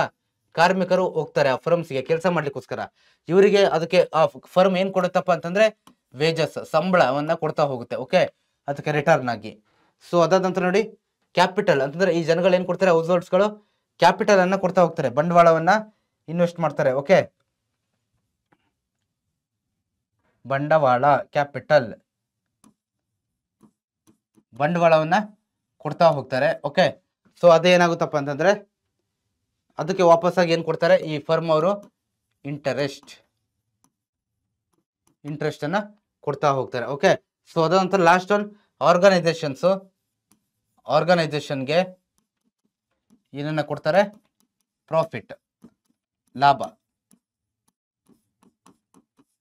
ಇದೆಲ್ಲ ಮಾಡಾದ್ಮೇಲೆ ಈ ಲ್ಯಾಂಡ್ ತಗೊಂಡು ಅವರಿಗೆ ರೆಂಟ್ ಕೊಟ್ಟು, ಲೇಬರ್ನ ತಗೊಂಡು ಅವರಿಗೆ ವೇಜಸ್ ಕೊಟ್ಟು, ಕ್ಯಾಪಿಟಲ್ ತಗೊಂಡು ಅದಕ್ಕೆ ಇಂಟ್ರೆಸ್ಟ್ ಕೊಟ್ಟು, ಇದೆಲ್ಲ ಮಾಡಿ ಆದ್ಮೇಲೆ ಒಂದು ಪ್ರಾಡಕ್ಟ್ ಅನ್ನ ತಯಾರು ಮಾಡಿ ಮಾರ್ಕೆಟ್ಗೆ ತರ್ತಾರಲ್ವ ಅವರು. ಆ ಮಾರ್ಕೆಟ್ಗೆ ತಂದಾದ್ಮೇಲೆ ಏನಾಗುತ್ತಪ್ಪ ಅಂತಂದ್ರೆ ಆ ಮಾರ್ಕೆಟ್ ಇಂದ ಆ ಲಾಸ್ಟ್ ಒನ್ ಇರ್ತಾರಲ್ಲ, ಆರ್ಗನೈಸೇಷನ್ ಅಥವಾ ಎಂಟರ್ಪ್ರಿನರ್ ಸಂಘಟನೆ, ಅವ್ರಿಗೆ ಏನ್ ಸಿಗುತ್ತೆ, ಪ್ರಾಫಿಟ್, ಲಾಭ ಅನ್ನೋದು ಸಿಗ್ತಾ ಹೋಗುತ್ತೆ. ಓಕೆ, ಸೊ ಯಾವ್ದಕ್ಕೆ ಯಾವ್ದು ಅನ್ನೋದು ನಿಮಗೆ ಗೊತ್ತಿರಬೇಕು. ಲ್ಯಾಂಡ್ಗೆ ರೆಂಟೇ ಬರೋದು, ಲ್ಯಾಂಡ್ಗೆ ವೇಜಸ್ ಅಂತ ಬರೆಯೋದಾಗ್ಲಿ ಅಥವಾ ಕ್ಯಾಪಿಟಲ್ಗೆ ರೆಂಟ್ ಬರೆಯೋದು, ಈ ರೀತಿ ಎಲ್ಲ ಮಾಡಕ್ ಹೋಗ್ಬಾರ್ದು. ಅದು ಯಾವ್ದು ಇದೆಯೋ ಇಲ್ಲಿ ಏನ್ ಬರ್ದಿದ್ದೀನೋ ಅದೇ ರೀತಿ ನೀವು ನೆನ್ಪಿಟ್ಕೋಬೇಕಾಗುತ್ತೆ. ಸೊ ದೆನ್ ನೋಡಿ, the firms utilise the factors of production and produce goods and services which are sold to the household sectors. So ನೋಡಿ, ಆ ಫರ್ಮ್ಸ್ಗಳು ಏನ್ ಮಾಡತ್ತಪ್ಪ ಅಂತಂದ್ರೆ ಇವನ್ನೆಲ್ಲ ಬಳಸ್ಕೊಂಡು, ಓಕೆ, ಈ ಜನಗಳನ್ನ ಇವನ್ನೆಲ್ಲ ಬಳಸ್ಕೊಂಡು ಏನ್ ಮಾಡುತ್ತೆ, ಕೆಲವೊಂದು ಗೂಡ್ಸ್ ಮತ್ತೆ ಸರ್ವಿಸಸ್ಗಳನ್ನ ನೋಡಿ, ಗೂಡ್ಸ್ ಸರ್ವಿಸಸ್ಗಳನ್ನ ತಯಾರು ಮಾಡಿ ನೋಡಿ, ಇಲ್ಲಿಂದ ಮಾರ್ಕ್ ಹೋಗಿ ಯಾರಿಗೆ ಕೊಡ್ತಾ ಇದೆ, ಇಲ್ಲಿ ಮತ್ತೆ ಆ ಹೌಸ್ ಹೋಲ್ಡ್ ಸೆಕ್ಟರ್ಗೆ ಕೊಡ್ತಾ ಇದೆ, ಅವರಿಗೆ ಆ ಗೂಡ್ಸ್ ಅಂಡ್ ಸರ್ವಿಸಸ್ಗಳನ್ನ ಕೊಡ್ತಾ ಇದ್ದಾರೆ. ಸೊ ಅದಕ್ಕೆ ವಾಪಸ್ಸಾಗಿ ಆ ಹೌಸ್ ಹೋಲ್ಡ್ ಸೆಕ್ಟರ್ ಕೊಟ್ಟಿದ್ದಕ್ಕೆ ಇವ್ರು ಏನು ಕೊಡ್ತಾರೆ ವಾಪಸ್ಸು? ಪೇಮೆಂಟ್ ಅಂತಂದ್ರೆ ಈಗ ನಾವು ಏನೋ ಒಂದು ವಸ್ತುಗಳನ್ನ ತಗೊಂಡಾಗ ಏನು ಮಾಡ್ತಾರೆ ಹೇಳಿ, ಅದಕ್ಕೆ ಹಣ ಕೊಡ್ತಾರಲ್ವಾ, ಫ್ರೀಯಾಗಿ ಯಾರು ಕೊಟ್ಟೋಗಲ್ವಾ, ಅದನ್ನ ಹೌಸ್ ಹೋಲ್ಡ್ ಅವರು ಮತ್ತೆ ಏರಿಯಾಗೆ ಕೊಡ್ತಾರೆ ಫರ್ಮ್ಸ್. ನೋಡಿ ಇಲ್ಲಿ ಏನಾಗ್ತದೆ ಅಂದ್ರೆ ಮ್ಯೂಚುವಲ್ ಎಕ್ಸ್ಚೇಂಜ್ ಆಗ್ತಾ ಇದೆ. ಹೌಸ್ ಹೋಲ್ಡ್ ಅವರು ಫರ್ಮ್ಸ್ಗೆ ಏನು ಕೊಡ್ತಾರೆ? ಲ್ಯಾಂಡ್, ಲೇಬರ್, ಕ್ಯಾಪಿಟಲ್, ಆರ್ಗನೈಸೇಷನ್ ಕೊಡ್ತಾರೆ. ಓಕೆ, ಆ ಫರ್ಮ್ಸ್ ಅವರು ಮತ್ತೆ ಇದಕ್ಕೆ ಪ್ರಾಫಿಟ್ ಆಗಿ ಏನು ಕೊಡ್ತಾರೆ? ಲ್ಯಾಂಡ್ಗೆ ಅದರ ರೆಂಟು, ಲೇಬರ್ಗೆ ವೇಜು, ಕ್ಯಾಪಿಟಲ್ ಇಂಟ್ರೆಸ್ಟ್, ಆರ್ಗನೈಸೇಷನ್ಗೆ ಪ್ರಾಫಿಟ್ ಕೊಡ್ತಾರೆ. ಇದೆಲ್ಲ ತಗೊಂಡಾದ್ಮೇಲೆ ಫರ್ಮ್ಸ್ ಅವ್ರು ಏನು ಮಾಡ್ತಾರೆ? ಫೈನಲ್ ಆಗಿ ಒಂದು ಗೂಡ್ಸು ಮತ್ತೆ ಸರ್ವಿಸಸ್ಗಳನ್ನ, ವಸ್ತುಗಳನ್ನ ತಯಾರು ಮಾಡ್ತಾರೆ. ಆ ವಸ್ತುಗಳನ್ನ ಮತ್ತೆ ಅವರು ವಾಪಸ್ ಯಾರಿಗೆ ಮಾರ್ತಾರೆ? ಅದೇ ಹೌಸ್ ಹೋಲ್ಡ್ ಅವರಿಗೆ ಮಾರಿಬಿಟ್ಟು ಅವರಿಂದ ಏನು ಪಡ್ಕೊಳ್ತಾರೆ?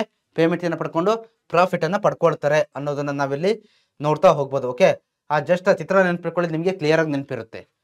The money that the household sectors pay for these goods and services comprises the income of the firms sector. ಅಂತಂದ್ರೆ ಆ ಹೌಸ್ ಹೋಲ್ಡ್ ಸೆಕ್ಟರ್ ಅವರು ಆ ಗೂಡ್ಸ್ ಸರ್ವಿಸ್ ತಗೋಬೇಕಂದ್ರೆ ಏನು ಹಣ ಕೊಡ್ತಾರಲ್ವಾ, ಅದು ಏನಾಗುತ್ತೆ? ಈ ಫರ್ಮ್ಸ್ಗೆ ಏನಾಗುತ್ತೆ? ಆ ಇನ್ಕಮ್ ಆಗುತ್ತೆ, ಆದಾಯವಾಗುತ್ತೆ ಅನ್ನೋದು ನಾವಿಲ್ಲಿ ನೋಡ್ತಾ ಹೋಗ್ಬೋದು. Okay, modern nations are welfare states, hence in order to earn income undertake welfare programmes the government levy taxes on the households and firm sectors. So ಇವೆರಡರ ಮೇಲೆ ಏನು ಮಾಡುತ್ತೆ? ಸರ್ಕಾರಗಳು ಏನು ಮಾಡ್ತಾ ಹೋಗುತ್ತೆ? ಟ್ಯಾಕ್ಸ್ ಅನ್ನ ಅಪ್ಲೈ ಮಾಡ್ತಾ ಹೋಗುತ್ತೆ. ಓಕೆ, ಯಾಕಂತಂದ್ರೆ ಕೆಲವೊಂದು ಪ್ರೋಗ್ರಾಮ್ಸ್ಗಳನ್ನ ಜಾರಿ ತರಕ್ಕೋಸ್ಕರ ಏನು ಮಾಡುತ್ತೆ? ವೆಲ್ಫೇರ್ ಸ್ಟೇಟ್ಸ್ ಮೇಲೆ, ಅಂತಂದ್ರೆ ಸುಖಿ ರಾಜ್ಯವನ್ನ ನಿರ್ಮಾಣ ಮಾಡಲಿಕ್ಕೆ, ಎಲ್ರಿಗೂ ಎಲ್ಲಾ ರೀತಿಯಂತ ವಸ್ತುಗಳು ಸಿಗಬೇಕು, ಓಕೆ ಅನ್ನೋ ಕಾರಣಕ್ಕೋಸ್ಕರ ಸರ್ಕಾರ ಏನು ಮಾಡ್ತಾ ಹೋಗುತ್ತೆ? ಸಮ್ ಕೈಂಡ್ ಆಫ್ ಟ್ಯಾಕ್ಸ್ ಅನ್ನ ಏನು ಮಾಡ್ತಾ ಹೋಗುತ್ತೆ? ಅಪ್ಲೈ ಮಾಡ್ತಾ ಹೋಗುತ್ತೆ ಎರಡು ಸೆಕ್ಟರ್ ಮೇಲೆ ಅನ್ನೋದು ನಿಮಗೆ ಕ್ಲಿಯರ್ ಆಗಿ ಗೊತ್ತಿರಬೇಕು. In return it provides security and services like education, health, housing, electricity, transport and drinking water facilities it is to the household. So ಇದಕ್ಕೆ ಏನು ರಿಟರ್ನ್ ಆಗಿ ಸರ್ಕಾರ ಏನೇನು ಕೊಡುತ್ತೆ ಆ ಹೌಸ್ ಹೋಲ್ಡ್ಗಳಿಗೆ, ಆ ಕಾಮನ್ ಜನಗಳಿಗೆ ಏನೇನು ಕೊಡುತ್ತಪ್ಪ ಅಂತ ಆದ್ರೆ, ಸರ್ಕಾರ ಸುಮ್ಮನೆ ಟ್ಯಾಕ್ಸ್ ಹಾಕಲ್ಲ. ಓಕೆ, ಸರ್ಕಾರ ಏನ್ ಟ್ಯಾಕ್ಸ್ ಹಾಕುತ್ತೆ ಅಂತ ಹೇಳಿದ್ನಲ್ವ ನಾವು, ಹೌಸ್ ಹೋಲ್ಡ್ ಮತ್ತೆ ಫರ್ಮ್ಸ್ ಮೇಲೆ ಟ್ಯಾಕ್ಸ್ ಹಾಕಿ ದುಡ್ಡು ತಗೊಂಡು ಸುಮ್ಮನೆ ಇರಲ್ಲ ಸರ್ಕಾರ, ಅದಕ್ಕೆ ರಿಟರ್ನ್ ಆಗಿ ಕೆಲವೊಂದು ಫೆಸಿಲಿಟಿ ಕೊಡುತ್ತೆ. ಏನ್ ಕೊಡುತ್ತೆ? ಸೆಕ್ಯೂರಿಟಿ. ಓಕೆ, ಸೆಕ್ಯೂರಿಟಿ ಮತ್ತೆ ಕೆಲವೊಂದು ಸೆಕ್ಯೂರಿಟಿ, ರಕ್ಷಣೆ ಮತ್ತೆ ಸರ್ವಿಸಸ್ ಗಳನ್ನ ಕೊಡ್ತಾ ಹೋಗುತ್ತೆ. ಏನು ಕೊಡುತ್ತೆ? ಎಜುಕೇಶನ್ ಅನ್ನ ಕೊಡುತ್ತೆ, ಆರೋಗ್ಯ ಸಂಬಂಧಿತ ವಿಚಾರಗಳನ್ನು ಕೊಡ್ತಾ ಹೋಗುತ್ತೆ, ಒಳ್ಳೆ ವಿಷಯಗಳನ್ನ. ಓಕೆ, ಹೌಸಿಂಗ್, ಮನೆ ಕಟ್ಕೊಡುತ್ತೆ, ಎಲೆಕ್ಟ್ರಿಸಿಟಿ, ಪವರ್, ಮತ್ತೆ ಟ್ರಾನ್ಸ್ಪೋರ್ಟ್, ಸಾರಿಗೆ ಸಿಸ್ಟಮ್, ಮತ್ತೆ ಕುಡಿಯೋದಕ್ಕೆ ನೀರು, ಇವೆಲ್ಲದನ್ನು ಕೂಡ ಏನ್ ಮಾಡುತ್ತೆ? ಸರ್ಕಾರ ಕೊಡ್ತಾ ಹೋಗುತ್ತೆ, ಮತ್ತೆ ಕೊಡಬೇಕು. ಓಕೆ, ಮಸ್ಟ್ ಅಂಡ್ ಶುಡ್, ಇದು ನಿಮಗೆ ಕ್ಲಿಯರ್ ಆಗಿರಲಿ. In the same manner government also provides services like transport, communication facilities, security and electricity to the firms. Same ಇಲ್ಲಿ ಹೌಸ್ ಹೋಲ್ಡ್ಗೆ ಏನೇನು ಫೆಸಿಲಿಟಿ ಸರ್ಕಾರ ಕೊಡುತ್ತೆ ಅನ್ನೋದು, ಇಲ್ಲಿ ಏನೇನು ಹೌಸ್ ಫೆಸಿಲಿಟಿ ಫರ್ಮ್ಸ್ಗೆ ಕೊಡುತ್ತೆ ಅನ್ನೋದು. ಓಕೆ, ನೋಡಿ ಇಲ್ಲಿ ಟ್ರಾನ್ಸ್ಪೋರ್ಟ್ ಎರಡರಲ್ಲೂ ಇದೆ, ಇಲ್ಲಿ ಬರಿತೀನಿ ನೋಡಿ ನಾನು. ಇವೆರಡರಲ್ಲೂ ಕಾಮನ್ ಆಗಿರ್ತಕ್ಕಂಥ ಕೆಲವೊಂದು ಅಂಶಗಳಿದೆ. ಯಾವ್ದಪ್ಪ ಅಂದ್ರೆ ಟ್ರಾನ್ಸ್ಪೋರ್ಟ್, ಓಕೆ, ಸಾರಿಗೆ ವ್ಯವಸ್ಥೆ ಎರಡಕ್ಕೂ ಕೊಡುತ್ತೆ. ಸೊ ಅದಾದ ನಂತರ ಏನ್ ಕೊಡುತ್ತೆ ಹೇಳಿ ನೋಡುವ? ಎಲೆಕ್ಟ್ರಿಸಿಟಿ ಕೊಡುತ್ತೆ ಅಲ್ವಾ? ಎಲೆಕ್ಟ್ರಿಸಿಟಿ ಮತ್ತೆ ಸೆಕ್ಯೂರಿಟಿ, ರಕ್ಷಣೆಯನ್ನ ಕೊಡ್ತಾ ಹೋಗುತ್ತೆ. ಓಕೆ, ಸೊ ಇದು ಕಾಮನ್ ಆಗಿ ಬರ್ತಕ್ಕಂಥದ್ದು, ಇದು ನೀವು ನೆನ್ಪಿಟ್ಕೊಳ್ಳೇಬೇಕು. Government also gives the transfer of payments to the households and subsidies to the firms. Okay, ಏನ್ ಮಾಡ್ತಪ್ಪ ಅಂತಂದ್ರೆ ಮತ್ತೆ ಗವರ್ನಮೆಂಟ್ ಹೌಸ್ ಹೋಲ್ಡ್ ಗಳಿಗೆ ಏನನ್ನ ಕೊಡುತ್ತೆ? ಏನ್ ಮಾಡುತ್ತೆ? ಟ್ರಾನ್ಸ್ಫರ್ ಪೇಮೆಂಟ್ಸ್ ಅನ್ನ ಕೊಡ್ತಾ ಹೋಗುತ್ತೆ. ಓಕೆ, ಕೆಲವೊಂದು ಅಮೌಂಟ್ ನ ಹೌಸ್ ಹೋಲ್ಡ್ ಗಳಿಗೆ ಕೊಡ್ತಾ ಹೋಗುತ್ತೆ, ಮತ್ತೆ subsidies to the firms. Okay, subsidy ಕೊಡ್ತೀವಿ, ತಯಾರು ಮಾಡ್ತಾರಲ್ವಾ ವಸ್ತುಗಳನ್ನ, ಅವರಿಗೆ ಸಮ್ ಕೈಂಡ್ ಆಫ್ ಏನು ಸಬ್ಸಿಡೀಸ್ ಗಳನ್ನ ಕೊಡ್ತಾ ಹೋಗ್ತಾರೆ. ಓಕೆ, ಸಬ್ಸಿಡೀಸ್ ಅಂದ್ರೆ ಅಂತ ಏನು ಹೇಳಿ? ಸ್ವಲ್ಪ ಪ್ರೈಸ್ ಅಲ್ಲಿ ಸ್ವಲ್ಪ ಏನು ರಿಯಾಯಿತಿಯನ್ನ ಕೊಡ್ತಕ್ಕಂಥದ್ದು. ಸೊ ನೋಡಿ, ಅದಾದ ನಂತರ ಸೋರ್ಸಸ್ ಆಫ್ ಇನ್ಕಮ್ ಅಂತ ಬರುತ್ತೆ. ಸೊ ಅದೇ ಸೋರ್ಸ್, ಅದ್ರ ಬಗ್ಗೆ ನಾವು ನೋಡ್ತಾ ಇರೋದಲ್ವಾ? ಅದ್ರ ಬಗ್ಗೆ ನೋಡ್ತಾ ಇರೋದು ನಾವು. ಸೊ ಅಲ್ಲಿ ನೋಡಿ ನೆಕ್ಸ್ಟ್ ಪಾಯಿಂಟ್ ಯಾವ್ದು ಬರುತ್ತಪ್ಪ ಅಂತಂದ್ರೆ ನೋಡಿ ಸೇಮ್ ಪಿಕ್ಚರು, ಟ್ಯಾಕ್ಸ್ ಅಪ್ಲೈ ಮಾಡ್ತಾರೆ ಅನ್ನೋದು ಅಷ್ಟೇ ಇಲ್ಲಿ ಕೊಟ್ಟಿದ್ದಾರೆ. ಓಕೆ, ಸೊ ಗವರ್ನಮೆಂಟ್ ಫೈನಲ್ ಆಗಿ ಎರಡೂ ಕಡೆಯವರೆಗೂ ಹೌಸ್ ಹೋಲ್ಡು ಮತ್ತೆ ಫರ್ಮ್ಸ್ ಎರಡಕ್ಕೂ ಏನು ಮಾಡುತ್ತೆ? ಟ್ಯಾಕ್ಸ್ ಅನ್ನು ಅಪ್ಲೈ ಮಾಡುತ್ತೆ, ಮತ್ತೆ ಎರಡಕ್ಕೂ ಸೇಫ್ಟಿ ಮತ್ತೆ ಸರ್ವಿಸಸ್ ಅನ್ನ ಕೊಡ್ತಾ ಹೋಗುತ್ತೆ. ಓಕೆ, ನೋಡಿ ಇದರಿಂದ ಟ್ಯಾಕ್ಸ್ ಪಡ್ಕೊಳ್ತಾರೆ, ಫರ್ಮ್ಸ್ ಇಂದ ಟ್ಯಾಕ್ಸ್ ಪಡ್ಕೊಳ್ತಾರೆ ಯಾರು? ಗವರ್ನಮೆಂಟ್ ಅವರು. ಇದಕ್ಕೆ ವಾಪಸ್ಸಾಗಿ ಗವರ್ನಮೆಂಟ್ ಏನು ಕೊಡ್ತಾರೆ? ಸೇಫ್ಟಿ ಮತ್ತೆ ಸರ್ವಿಸಸ್ ಗಳನ್ನ ವಾಪಸ್ಸಾಗಿ ಕೊಡ್ತಾ ಹೋಗ್ತಾರೆ. ಓಕೆ, ಅವೆರಡಕ್ಕೂ ಅನ್ನೋದು ನಿಮಗೆ ಸಾರಿ ಇಲ್ಲ ಸ್ವಲ್ಪ ಮಿಸ್ ಆಯ್ತು. ಎರಡು ಕಡೆಯಿಂದ ಕೊಡ್ತಾರೆ ಅಂತ ನಿಮಗೆ ಕ್ಲಿಯರ್ ಆಗಿ ಗೊತ್ತಿರಬೇಕು. ಓಕೆ, ಸೊ ಇನ್ನು ಮಿಕ್ಕಿದ್ದೆಲ್ಲ ಸೇಮ್ ಲಾಸ್ಟ್ ಟೈಮ್ ಎಕ್ಸ್ಪ್ಲೇನ್ ಮಾಡಿರೋದೆ ನಾನು. ಯಾ ಓಕೆ, ಸೊ ದೆನ್ ನೋಡಿ, in order to make a living people source of next ಉದ್ಯೋಗದ ಮೂಲಗಳು ಅಂತ ಬರುತ್ತೆ. ಉದ್ಯೋಗದ ಮೂಲಗಳು, ನಾವೆಲ್ಲ ಬದುಕಬೇಕಂತಂದ್ರೆ ನಮಗೆ ಏನು ಬೇಕು? ಉದ್ಯೋಗ ಬೇಕೇ ಬೇಕು. ಉದ್ಯೋಗ ಇಲ್ಲಾಂದ್ರೆ ನೀವು ಬದುಕೋದು ಕಷ್ಟ, ನಾನು ಬದುಕೋದು ಕಷ್ಟ. ನೀವು ಸ್ಟಡಿ ಮಾಡ್ತಾ ಇರೋದು ಅದೇ ಪರ್ಪಸ್ಗೋಸ್ಕರ ಅಲ್ವಾ? ಸೊ ನಾವು ಕೂಡ ಇವಾಗ ಅದನ್ನೇ ಮಾಡ್ತಾ ಇರೋದು, ಹಾಗಾಗಿ ಉದ್ಯೋಗ ಬೇಕು. ಸೊ ಅದ್ರ ಬಗ್ಗೆ ನೋಡ್ತಾ ಹೋಗೋಣ. ಇಲ್ಲಿ ಏನು ಹೇಳಿದಾರಪ್ಪ ಅಂತಂದ್ರೆ, in order to make a living people work in the different sectors of the economy like agriculture, industry and service sector.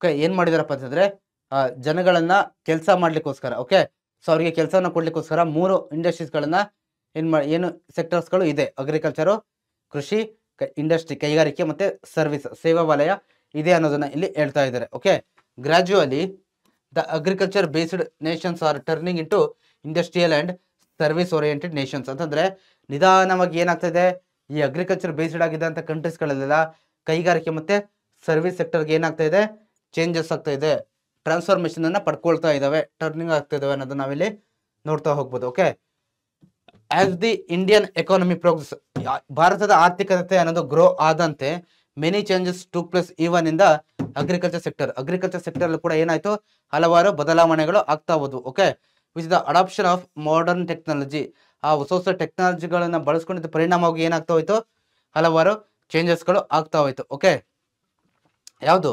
The use of technology and skilled farming practices led to the creation of a surplus labour force in the agriculture sector which brought increased discouraged unemployment. So ಏನ್ ಮಾಡ್ತಪ್ಪ ಅಂತಂದ್ರೆ ನೋಡಿ, ಯಾವಾಗ ಟೆಕ್ನಾಲಜಿಗಳ ಬಳಕೆ ಜಾಸ್ತಿ ಆಗ್ತಾ ಹೋಯ್ತು ಅವಾಗ ಏನಾಯ್ತಪ್ಪ ಅಂತಂದ್ರೆ ಅಲ್ಲಿ ಅಗ್ರಿಕಲ್ಚರ್ ಸೆಕ್ಟರ್ ಅಲ್ಲಿ ತುಂಬಾ ಹೆಚ್ಚು ಜನ ಏನಾಗ್ತಾ ಹೋದ್ರು ಅಲ್ಲಿ ಕೆಲಸ ಮಾಡ್ಲಿಕ್ಕೆ. ಸರ್ಪ್ಲಸ್ ಅಂತಂದ್ರೆ ಹೆಚ್ಚು. ಓಕೆ, ಸರ್ಪ್ಲಸ್ ಅಂತಂದ್ರೆ ಹೆಚ್ಚು ಜನ ಅಲ್ಲಿ ಕೆಲಸ ಮಾಡಕ್ ಹೋದ್ರು. ಇದರಿಂದ ಡಿಸ್ಗೈಸ್ಡ್ ಅನ್ಎಂಪ್ಲಾಯ್ಮೆಂಟ್ ಸ್ಟಾರ್ಟ್ ಆಯ್ತು. ಓಕೆ, ಏನಾಯ್ತು, ಜಾಸ್ತಿ ಆಯ್ತು. ಡಿಸ್ಗೈಸ್ಡ್ ಅನ್ಎಂಪ್ಲಾಯ್ಮೆಂಟ್ ಅಂತಂದ್ರೆ ಏನ್ ಗೊತ್ತಾ, ಪರ್ಟಿಕ್ಯುಲರ್ ಆಗಿ ಪ್ರತಿ ಕ್ಷೇತ್ರದಲ್ಲೂ ಒಂದಿಷ್ಟು ಪ್ರಮಾಣ ಅಂತ ಇರಬೇಕಾಗುತ್ತೆ, ಪಾಪ್ಯುಲೇಷನ್ ಅಷ್ಟೇ ಇರಬೇಕು.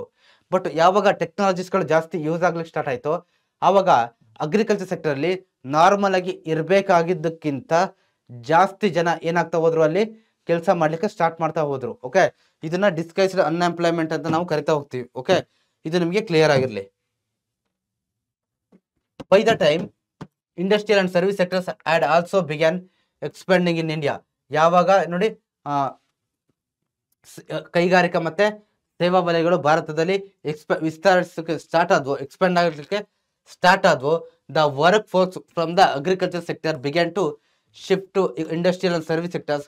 However most of the jobs in those sectors required specialise skilled manpower. Okay, so ನೋಡಿ, ಯಾವಾಗ ಅಗ್ರಿಕಲ್ಚರ್ ಸೆಕ್ಟರ್ ಇಂದ ಇಂಡಸ್ಟ್ರಿಯಲ್ ಸರ್ವಿಸ್ ಸೆಕ್ಟರ್ಗೆ ಚೇಂಜ್ ಆಗ್ತಾ ಹೋಯ್ತು ಆವಾಗ ಏನಾಯ್ತು, ಆ ಇಂಡಸ್ಟ್ರೀಸ್ ಮತ್ತೆ ಸರ್ವಿಸ್ ಸೆಕ್ಟರ್ ಅಲ್ಲಿ ಕೆಲಸ ಮಾಡ್ಬೇಕಂತಂದ್ರೆ ಏನ್ ಬೇಕು, ನಿಮಗೆ ಸ್ಕಿಲ್ ಅನ್ನೋದು ಬೇಕೇ ಬೇಕು. ಓಕೆ, ಸ್ಕಿಲ್ ಅಂತಂದ್ರೆ ಕೆಲವೊಂದು ಏನು ಪರ್ಟಿಕ್ಯುಲರ್ ಸ್ಕಿಲ್ಸ್. ಓಕೆ, ಅದು ನಿಮಗೆ ಬೇಕೇ ಬೇಕಾಗುತ್ತೆ. ಸಪೋಸ್ ಕೈಗಾರಿಕೆ ಅಂತಂದ್ರೆ ಅಲ್ಲಿ ನಿಮಗೆ ಮಷಿನ್ಗಳನ್ನ ಹ್ಯಾಂಡಲ್ ಮಾಡೋದು, ಓಕೆ, ಆ ಮಷಿನ್ಗಳನ್ನ ಯಾವ ರೀತಿ ಬಳಸೋದು ಅದನ್ನೆಲ್ಲ ನಿಮಗೆ ಚೆನ್ನಾಗಿ ಗೊತ್ತಿರಬೇಕು.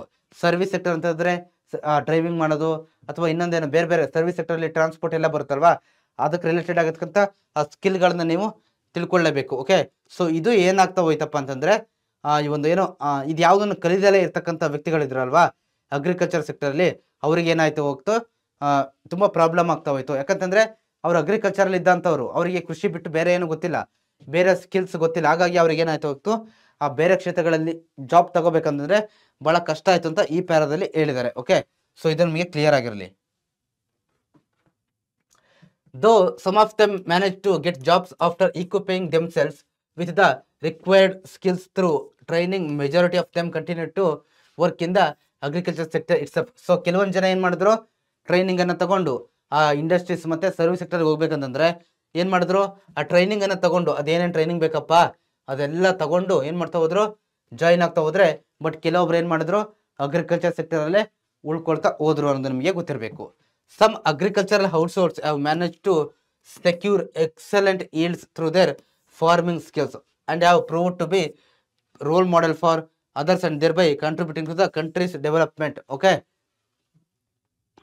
ಸೊ ಅದಾದ ನಂತರ ಕೆಲವೊಂದು ಅಗ್ರಿಕಲ್ಚರ್ ಸೆಕ್ಟರ್, ಓಕೆ, ಕೆಲವೊಬ್ರು ಅಗ್ರಿಕಲ್ಚರ್ ಹೌಸ್ ಹೋಲ್ಡರ್ ಆಗಿದ್ರು ಕೂಡ ಅವ್ರು ಏನ್ ಮಾಡ್ತಾ ಹೋದ್ರು, ಎಕ್ಸಲೆಂಟ್ ಈಲ್ಡ್ ಈ ಟೆಕ್ನಾಲಜೀಸ್ಗಳನ್ನ ಬಳಸ್ಕೊಂಡು ಏನ್ ಮಾಡ್ತಾ ಹೋದ್ರು, ಅವರ ಫಾರ್ಮಿಂಗ್ ಸ್ಕಿಲ್ಗಳನ್ನ ಇನ್ಕ್ರೀಸ್ ಮಾಡಿಕೊಂಡು ಉತ್ತಮ ಟೆಕ್ನಾಲಜೀಸ್ಗಳನ್ನ ಬಳಸ್ಕೊಂಡು ಒಳ್ಳೊಳ್ಳೆ ಹೈ ಈಲ್ಡಿಂಗ್ ಸೀಡ್ಸ್ ಅನ್ನ ಬಳಸ್ಕೊಂಡು ಏನ್ ಮಾಡ್ತಾ ಹೋದ್ರು, ಅಲ್ಲೇನೆ ಹೆಚ್ಚು ಪ್ರಮಾಣದ ಲಾಭವನ್ನ ಪ್ರಾಫಿಟ್ ಅನ್ನ ಬಳಕೊಂಡು ಪಡ್ಕೊಳ್ತಾ ದೇಶದ ಆರ್ಥಿಕ ಡೆವಲಪ್ಮೆಂಟ್ಗೆ ಕಾಂಟ್ರಿಬ್ಯೂಟ್ ಮಾಡ್ತಾ ಹೋದ್ರು ಅನ್ನೋದು ನಾವಿಲ್ಲಿ ನೋಡ್ಬೇಕಾಗುತ್ತೆ. Okay, although in India the contribution of the agriculture sector to the gross domestic product is reducing. Okay, the proportion of workers depending on the farming is huge. Okay, ಅಂತಂದ್ರೆ ಬಟ್ ಏನೇ ಆದ್ರೂ ಕೂಡ ಎಷ್ಟೇ ಜನ ಅದ್ರ ಮೇಲೆ ಡಿಪೆಂಡ್ ಆದ್ರೂ ಕೂಡ ಏನಾಗ್ತಾ ಇದೆ, ಆ GDP-ಗೆ, ಓಕೆ, ಅಗ್ರಿಕಲ್ಚರ್ ಸೆಕ್ಟರ್ ಇಂದ GDP-ಗೆ ಬರ್ತಕ್ಕಂಥ ಆದಾಯ ಕಮ್ಮಿ ಆಗ್ತಾ ಇದೆ. ಓಕೆ, ಕಮ್ಮಿ ಆಗ್ತಾ ಇದೆ, ಬಟ್ ಜನ ಜಾಸ್ತಿ ಆಗ್ತಾ ಇದ್ದಾರೆ. ಓಕೆ, ಈ ಅಗ್ರಿಕಲ್ಚರ್ ಹೆಂಗಾಗಿದೆ ಅಂತಂದ್ರೆ, ಅಗ್ರಿಕಲ್ಚರ್ ಕೃಷಿ ಇದ್ರ ಮೇಲೆ ಯಾವ ರೀತಿ ವ್ಯವಸಾಯದ ಮೇಲೆ ನಮ್ಮ ದೇಶದಲ್ಲಿ ಹೆಂಗಾಗಿದೆ ಅಂತಂದ್ರೆ, GDP-ಗೆ ಇದು ತುಂಬಾ ಕಮ್ಮಿ ಕಮ್ಮಿ ನೋಡಿಲ್ಲ, ಡೌನ್ ಮಾರ್ಕ್ ಹಾಕಿದ್ದೀನಿ, ಕಮ್ಮಿ ಇದನ್ನ ಕೊಡ್ತಾ ಇದೆ. ಓಕೆ, ಬಟ್ ಪಾಪ್ಯುಲೇಷನ್ ಅಂತ ಬಂದಾಗ ಜನ ಅದ್ರ ಮೇಲೆ ಡಿಪೆಂಡ್ ಆಗಿದ್ದಾರಲ್ವ ಕೆಲಸ ಮಾಡೋರು, ಅವುಗಳ ಸಂಖ್ಯೆ ತುಂಬಾ ಜಾಸ್ತಿ ಇದೆ ಅನ್ನೋದು ನಿಮಗೆ ಗೊತ್ತಿರಬೇಕು. ಓಕೆ, ಸೊ ನಂತರ ಗವರ್ನಮೆಂಟ್ ಕೂಡ ಏನ್ ಮಾಡ್ತಾ ಇದೆ ಅಂತ ಹೇಳಿದಾರಪ್ಪ ಅಂತಂದ್ರೆ, ಆ ಲಾಸ್ಟ್ ಇದರಲ್ಲಿ ಗವರ್ನಮೆಂಟ್ ಕೂಡ ಹಲವಾರು ಈ ಒಂದು ಟ್ರೈನಿಂಗ್ ಪ್ರೋಗ್ರಾಮ್ಗಳನ್ನ ಇಂಡಸ್ಟ್ರಿ ಸೆಕ್ಟರ್ಗೆ ಅಥವಾ ಸರ್ವಿಸ್ ಸೆಕ್ಟರ್ಲಿ ಅವರಿಗೆ ಜಾಬ್ ಕೊಡ್ಲಿಕ್ಕೆ ಏನೇನು ಟ್ರೈನಿಂಗ್ ಕೊಡಬೇಕು ಅದನ್ನೆಲ್ಲ ಕೂಡ ಕೊಡ್ತಕ್ಕಂಥ ಪ್ರಯತ್ನ ಕೂಡ ಅದು ಮಾಡ್ತಾ ಇದ್ದಾರೆ ಅನ್ನೋದು ನಿಮ್ಗೆ ಇಲ್ಲಿ ಕ್ಲಿಯರ್ ಆಗಿ ಗೊತ್ತಿರಬೇಕು. ಓಕೆ, ಸೊ ನಿಮಗೂ ಕೂಡ ಸರ್ಕಾರದಿಂದ ಗೊತ್ತಿರುತ್ತೆ, ಅವಾಗ ಏನ್ ಮಾಡ್ತಾರೆ, ಕೆಲವೊಂದು ಟ್ರೈನಿಂಗ್ ಪ್ರೋಗ್ರಾಮ್ಗಳನ್ನ ಕೊಟ್ಬಿಟ್ಟು ಹೆಲ್ಪ್ ಮಾಡ್ತಾರೆ ಜನಗಳಿಗೆ. ಓಕೆ, ಹಳ್ಳಿ ಭಾಗದಲ್ಲಿ, ಓಕೆ, ಅಥವಾ ಅಗ್ರಿಕಲ್ಚರ್ಲೇ ಆದ್ರೂ ಕೂಡ ಆ ಅಗ್ರಿಕಲ್ಚರ್ನ ಯಾವ ರೀತಿ ಡೆವಲಪ್ಮೆಂಟ್ ಮಾಡ್ಕೊಳ್ಳೋದು ಅನ್ನೋದ್ರ ಬಗ್ಗೆ ಕೂಡ ಏನ್ ಮಾಡ್ತಾರೆ, ಟ್ರೈನಿಂಗ್ ಅನ್ನ ಸರ್ಕಾರ ಕೊಡ್ತಾ ಹೋಗ್ತಾರೆ. ಅದು ನಿಮಗೆ ಗೊತ್ತಿದೆ ಅಂತ ಅನ್ಕೊಳ್ತೀನಿ. ಅದಾದಂತ ನೋಡಿ, ಸ್ಟ್ಯಾಟಿಕ್ ಎಕಾನಮಿ ಅಂತ ಬರುತ್ತೆ, ಅಂದ್ರೆ ಸ್ಥಿರಾತ್ಮಕ ಅರ್ಥವ್ಯವಸ್ಥೆ ಅಂತ ಬರುತ್ತೆ, ಆರ್ಥಿಕತೆ, ಸ್ಥಿರಾತ್ಮಕ ಆರ್ಥಿಕತೆ ಅಂತ ಬರುತ್ತೆ. ಸೊ ಏನಪ್ಪ ಹೀಗೆ ಅಂತಂದ್ರೆ ನೋಡಿ, ನೋಡ್ತಾ ಹೋಗೋಣ. The word static has been derived from the Greek word statike means stand still. Okay, stand still ಅಂದ್ರೆ ಒಂದೇ ಜಾಗದಲ್ಲಿ ನಿಂತಿರೋದು ಅಂತ ಹೇಳ್ತೀವಿ ನಾವು. ಓಕೆ, ಸಿಂಪಲ್ ಆಗಿ ಒಂದೇ ಜಾಗದಲ್ಲಿ ನಿಂತಿರೋದು, ನಾಟ್ ಮೂವ್ ಆಗ್ತಾ ಇಲ್ಲ, ಒಂದೇ ಜಾಗದಲ್ಲಿ ನಿಂತಿರುವುದನ್ನು ನಾವು ಏನಂತ ಕರಿತೀವಿ, ಸ್ಟ್ಯಾಟಿಕ್ ಅಥವಾ ಸ್ಟ್ಯಾಟಿಕ್ ಎಕಾನಮಿ, ಸ್ಥಿರಾತ್ಮಕ ಎಕಾನಮಿ ಅಂತ ಹೇಳ್ಬಿಟ್ಟು ಕರಿತಾ ಹೋಗ್ತೀವಿ.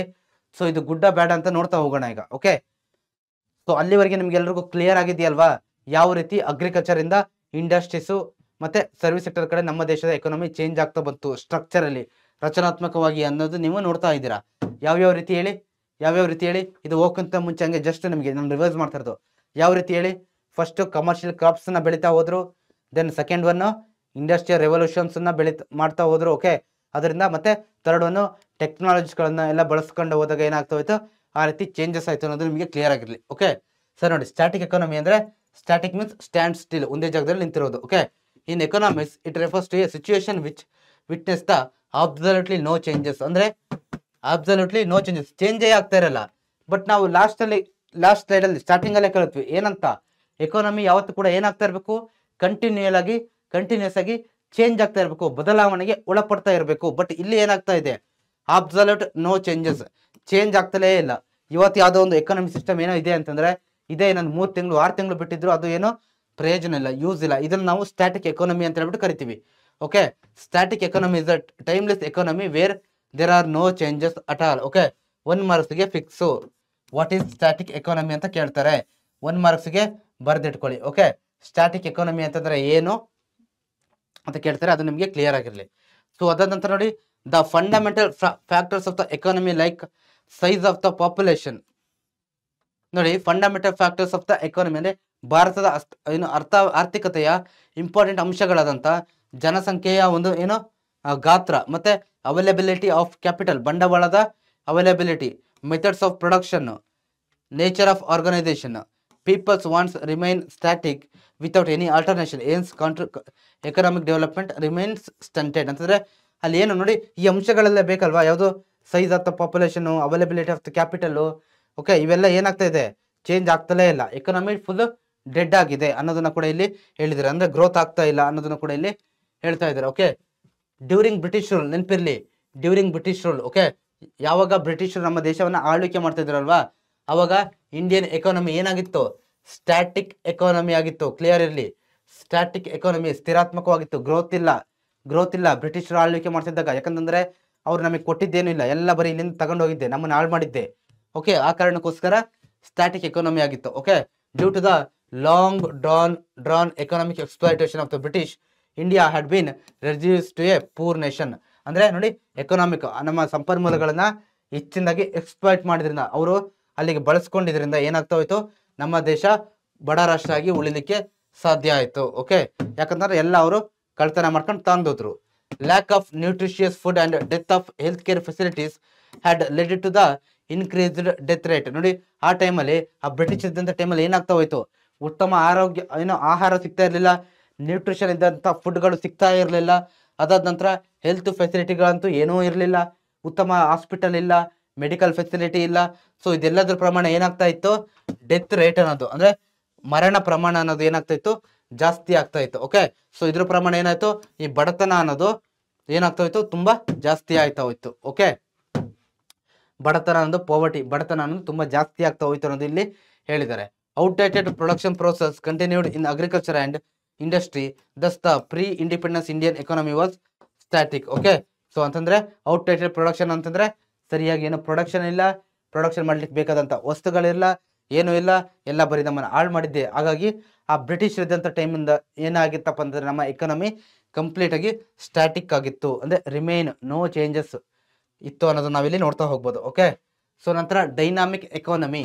The word dynamic has been derived from the Greek word dynamikos. Okay, dynamikos ಅಂತ ನಾವು ಕರಿತೀವಿ, ಈ ವರ್ಡ್ ಇಂದ ಡಿರೈವ್ ಮಾಡಿರೋದು. ಡೈನಾಮಿಕ್ ಅಂತಂದ್ರೆ ಚಲನಾತ್ಮಕ. ಓಕೆ, ಏನ್ ಹೇಳಿ, ಚಲನಾತ್ಮಕ. ಓಕೆ, ಚಲನಾತ್ಮಕ ಎಕಾನಮಿ ಅಂತ ಹೇಳ್ಬಿಟ್ಟು ನಾವು ಕರಿತಾ ಹೋಗ್ತೀವಿ. Okay, it refers to drastic changes or continuous change. ಇದು ಏನ್ ಮಾಡ್ತಾ ಹೋಯ್ತಪ್ಪ ಅಂತಂದ್ರೆ ಡ್ರಾಸ್ಟಿಕ್ ಚೇಂಜಸ್ ಆಯ್ತು. ಇಲ್ಲಿ ಚಲನೆ ಅಂತಂದ್ರೆ ಮೂವ್ಮೆಂಟ್, ಹೋಗ್ತಾ ಇರೋದು ಮುಂದೆ. ಸೊ ಈ ಎಕಾನಮಿ, ಡೈನಾಮಿಕ್ ಎಕಾನಮಿಲಿ ಏನಾಗ್ತಾ ಹೋಯ್ತಪ್ಪ ಅಂತಂದ್ರೆ ಕಂಟಿನ್ಯೂಸ್ ಚೇಂಜ್ ಆಗ್ಲಿಕ್ಕೆ ಸ್ಟಾರ್ಟ್ ಆಯ್ತು. ಓಕೆ, ಚೇಂಜಸ್ ಆಗ್ಲಿಕ್ಕೆ ಸ್ಟಾರ್ಟ್ ಆಗ್ತಾ ಹೋಯ್ತು. Dynamic economy is the study of the variations that keep place in on economy. ಏನಾಗ್ತಾ ಹೋಯ್ತು, ಈ ಡೈನಾಮಿಕ್ ಎಕಾನಮಿಲಿ ಚೇಂಜಸ್ಗಳು ಆಗ್ತಾ ಹೋಯ್ತು. ವೇರಿಯೇಷನ್ಸ್ ಅನ್ನೋದು ಹೆಚ್ಚು ಕಡಿಮೆ, ಪಾಸಿಟಿವ್ ನೆಗೆಟಿವ್, ಅದೆಲ್ಲ ಏನು ಆಗ್ತಾ ಹೋಯ್ತು ಅನ್ನೋದು ಕೂಡ ನಾವಿಲ್ಲಿ ನೋಡ್ತಾ ಹೋಗ್ಬೋದು. Okay, it analyse the process of change that take place from it to time in an economy, time to time ಇಂದ. ಓಕೆ, ಈಗ ನಿಮಗೆ ಸಿಂಪಲ್ ಆಗಿ ಹೇಳ್ಬೇಕು ಅಂತಂದ್ರೆ ಪ್ರೆಸೆಂಟ್ಲಿ ನಮ್ಮ ದೇಶದಲ್ಲಿ ಯಾವ ರೀತಿ ಮಾಡ್ತಾರೆ ಗೊತ್ತಾ, ಪ್ರತಿ every quarter, okay, every quarter 4 ತಿಂಗಳಿಗೆ ಒಂದ್ಸತಿ ಏನ್ ಮಾಡ್ತಾರಪ್ಪ ಅಂತಂದ್ರೆ GDP ನ ಕೌಂಟ್ ಮಾಡ್ತಾ ಹೋಗ್ತಾರೆ. ಓಕೆ, ಸೊ ಆ ರೀತಿ ಒಂದು ಪರ್ಟಿಕ್ಯುಲರ್ ಒಂದು ಟೈಮ್ಗೆ, ತಿಂಗಳಿಗೆ ಒಂದ್ಸತಿನೋ 4 ತಿಂಗಳಿಗೆ ಒಂದ್ಸತಿನೋ, ಈ ರೀತಿ ಒಂದು ಸರ್ಟನ್ ಟೈಮಲ್ಲಿ ಏನ್ ಮಾಡ್ತಾ ಇರ್ತಾರೆ, ಆ ಚೇಂಜಸ್ಗಳನ್ನ ನೋಟಿಸ್ ಮಾಡ್ತಾ ಇರ್ತಾರೆ. ಓಕೆ, ಏನೇನು ಚೇಂಜಸ್ ಆಗ್ತಾ ಇದೆ ಅನ್ನೋದನ್ನ ಇಲ್ಲಿ ನೋಟಿಸ್ ಮಾಡ್ತಾ ಇರ್ತಾರೆ. ಓಕೆ, ಸೊ ನೋಡಿ, ಈ ಡೈನಾಮಿಕ್ ಎಕಾನಮಿಲಿ ಆ size of the population, economic ಆಕ್ಟಿವಿಟೀಸ್ಗಳಲ್ಲಿ ಇನ್ವಾಲ್ವ್ ಆಗ್ತಕ್ಕಂಥ ಪಾಪ್ಯುಲೇಷನ್ ಸೈಜು, ಮತ್ತೆ ಅವೈಲಬಿಲಿಟಿ ಆಫ್ ಕ್ಯಾಪಿಟಲ್, ಆ ಬಂಡವಾಳ ಅನ್ನೋದು, ಮತ್ತೆ ಮೆಥಡ್ಸ್ ಆಫ್ ಪ್ರೊಡಕ್ಷನ್, ಯಾವ ರೀತಿ ಪ್ರೊಡಕ್ಷನ್ ಆಗುತ್ತೆ, ಆ ಟೆಕ್ನಾಲಜಿಗಳನ್ನ ಏನೇನು ಬಳಸ್ತಾರೆ ಅನ್ನೋದು, ಮತ್ತೆ ಆರ್ಗನೈಸೇಷನ್ಸು, ಮತ್ತೆ ಪೀಪಲ್ ವಾಂಟ್ಸು, ಪೀಪಲ್ಗಳ ಡಿಮ್ಯಾಂಡು, ನಮಗೆ ಯಾವ್ಯಾವ ರೀತಿ ವಸ್ತುಗಳು ಬೇಕು, ಇದೆಲ್ಲ ಕೂಡ ಏನಾಗ್ತಾ ಇರುತ್ತೆ, ಕಂಟಿನ್ಯೂಸ್ಲಿ ಏನಾಗ್ತಾ ಇರುತ್ತೆ, ಚೇಂಜ್ ಆಗ್ತಾ ಇರುತ್ತೆ. ಓಕೆ, ಇದು ನಿಮಗೆ ಕ್ಲಿಯರ್ ಆಗಿರಲಿ, ಕಂಟಿನ್ಯೂಸ್ ಆಗಿ ಚೇಂಜ್ ಆಗ್ತಾ ಇರುತ್ತೆ ಸ್ಟೂಡೆಂಟ್ಸ್. ಓಕೆ, ಸೊ ದೆನ್ ನೋಡಿ, the economic development varies from year to year. ಈ ಎಕನಾಮಿಕ್ ಡೆವಲಪ್ಮೆಂಟ್, ಈ ಡೈನಾಮಿಕ್ ಎಕಾನಮಿಯಲ್ಲಿ ವರ್ಷದಿಂದ ವರ್ಷಕ್ಕೆ ಚೇಂಜ್ ಆಗ್ತಾ ಇರುತ್ತೆ. ಕೆಲವೊಮ್ಮೆ 2-3 ತಿಂಗಳಿಗೂ ಕೂಡ ಚೇಂಜ್ ಆಗ್ತಾ ಇರುತ್ತೆ, 4-5 ತಿಂಗಳು 6 ತಿಂಗಳು ಚೇಂಜ್ ಆಗ್ತಾ ಇರುತ್ತೆ. ಬಟ್ ಇಲ್ಲಿ ನಿಮಗೆ ಜನರಲ್ ಆಗಿ ಇಯರ್ನಿಂದ, ವರ್ಷದಿಂದ ವರ್ಷಕ್ಕೆ ಅಂತ ನೀವು ಕ್ಲಿಯರ್ ಆಗಿ ನೆನ್ಪಿಟ್ಕೊಳ್ಳಿ. ಓಕೆ, ಆಸ್ ಎ ರಿಸಲ್ಟ್, ಇದರ ಪರಿಣಾಮ ಏನಾಗುತ್ತೆ, economy gets transformed into modern economy. So ಇದ್ರ ಪ್ರಮಾಣ ಏನಾಗ್ತಾ ಹೋಗುತ್ತೆ, ಆ ಎಕಾನಮಿ ಅನ್ನೋದು ಮಾಡರ್ನ್ ಎಕಾನಮಿಯಾಗಿ ಕನ್ವರ್ಟ್ ಆಗ್ತಾ ಹೋಗುತ್ತೆ. ಓಕೆ, ಯಾವ ರೀತಿ ಮಾಡರ್ನ್ ಟೆಕ್ನಾಲಜೀಸ್ಗಳನ್ನ ಜಾಸ್ತಿ ಬಳಸೋದ್ರಿಂದ, ಮತ್ತೆ ಮೆಥಡ್ಸ್ ಆಫ್ ಪ್ರೊಡಕ್ಷನ್ ಮತ್ತೆ ವಾಲ್ಯೂಮ್ ಆಫ್ ಪ್ರೊಡಕ್ಷನ್ ಇನ್ಕ್ರೀಸ್ ಆಗೋದ್ರಿಂದ, ಚೇಂಜ್ ಆಗ್ತಾ ಹೋಗೋದ್ರಿಂದ ಮಾಡರ್ನ್ ಎಕಾನಮಿಯಾಗಿ, ಆಧುನಿಕ ಎಕಾನಮಿಯಾಗಿ ಬದಲಾವಣೆ ಆಗ್ತಾ ಹೋಗುತ್ತೆ ಅನ್ನೋದು ನಾವು ಇಲ್ಲಿ ನೋಡ್ತಾ ಹೋಗ್ಬೋದು. ಮತ್ತೆ ಈ ಎಲ್ಲಾ ಬದಲಾವಣೆಗಳು ಏನಕ್ಕೆ ಕಾರಣ ಆಗ್ತವೆ, ಜನರ ಲೈಫ್ ಸ್ಟೈಲ್, ಅವರ ಜೀವನ ಶೈಲಿ ಮೇಲೆ ಪ್ರಭಾವ ಬೀರ್ತವೆ. ಯಾವಾಗ ಜನಗಳ ಹತ್ರ ದುಡ್ಡೇ ಇರಲ್ವೋ, ಈಗ ನೀವೇ ಜಸ್ಟ್ ಯೋಚನೆ ಮಾಡಿ, ನಿಮ್ಮ ಮನೆ ಪರಿಸ್ಥಿತಿನೇ ಯೋಚನೆ ಮಾಡಿ. ಓಕೆ, ಯಾವಾಗ ನಿಮ್ಮ ಹತ್ರ ದುಡ್ಡೇ ಇರಲ್ವೋ, ಎಕಾನಮಿಲಿ ಏನೋ ದುಡ್ಡೇ ಇರಲ್ಲ, ಆವಾಗ ನಿಮ್ಮ ಲೈಫ್ ಸ್ಟೈಲ್ ಇರೋದಕ್ಕೂ ಯಾವಾಗ ನಿಮ್ಮ ಹತ್ರ ಜಾಸ್ತಿ ದುಡ್ಡು ಇರುತ್ತೋ, ನಿಮ್ಮ ಹತ್ರ ಒಳ್ಳೆ ಜಾಬ್ ಇರುತ್ತೋ, ಆವಾಗ ಏನಾಗುತ್ತೆ, ಆ ಎರಡು ಟೈಮ್ಗೂ ಚೇಂಜಸ್ ಇರುತ್ತೆ. ನೀವು ಎಲ್ಲ ಟೈಮಲ್ಲಿ ಸೇಮ್ ಇರಲ್ಲ. ನಿಮ್ಮ ಹತ್ರ ದುಡ್ಡು ಬಂದಾಗ, ದುಡ್ಡಿದ್ದಾಗ ನೀವು ತಗೊಳ್ತಕ್ಕಂಥ ಪರ್ಚೇಸ್ ಮಾಡ್ತಕ್ಕಂಥ ವಸ್ತುಗಳಿಗೂ, ದುಡ್ಡು ಬಂದಾಗ, ತುಂಬ ದುಡ್ಡಿದ್ದಾಗ ನೀವು ಪರ್ಚೇಸ್ ಮಾಡ್ತಕ್ಕಂಥ ವಸ್ತುಗಳಿಗೆ ಏನಿರುತ್ತೆ, ಚೇಂಜಸ್ ಇರುತ್ತೆ, ಬದಲಾವಣೆ ಇರುತ್ತೆ ಅನ್ನೋದನ್ನ ನಾವಿಲ್ಲಿ ನೋಡ್ತಾ ಹೋಗ್ಬೋದು. ಓಕೆ, ಕೀಪ್ ಚೇಂಜಿಂಗ್ ಆಗ್ತಾ ಇರುತ್ತೆ. ಸೊ ಇದು ನಿಮಗೆ ಕ್ಲಿಯರ್ ಆಗಿರಲಿ. ಸೊ ನಂತರ ನೋಡಿ, ಡೈನಾಮಿಕ್ ಎಕಾನಮಿ ನಂತರ ಏನಪ್ಪಾ ಅಂತಂದ್ರೆ, after independence the Indian economy has got transfer into dynamic economy.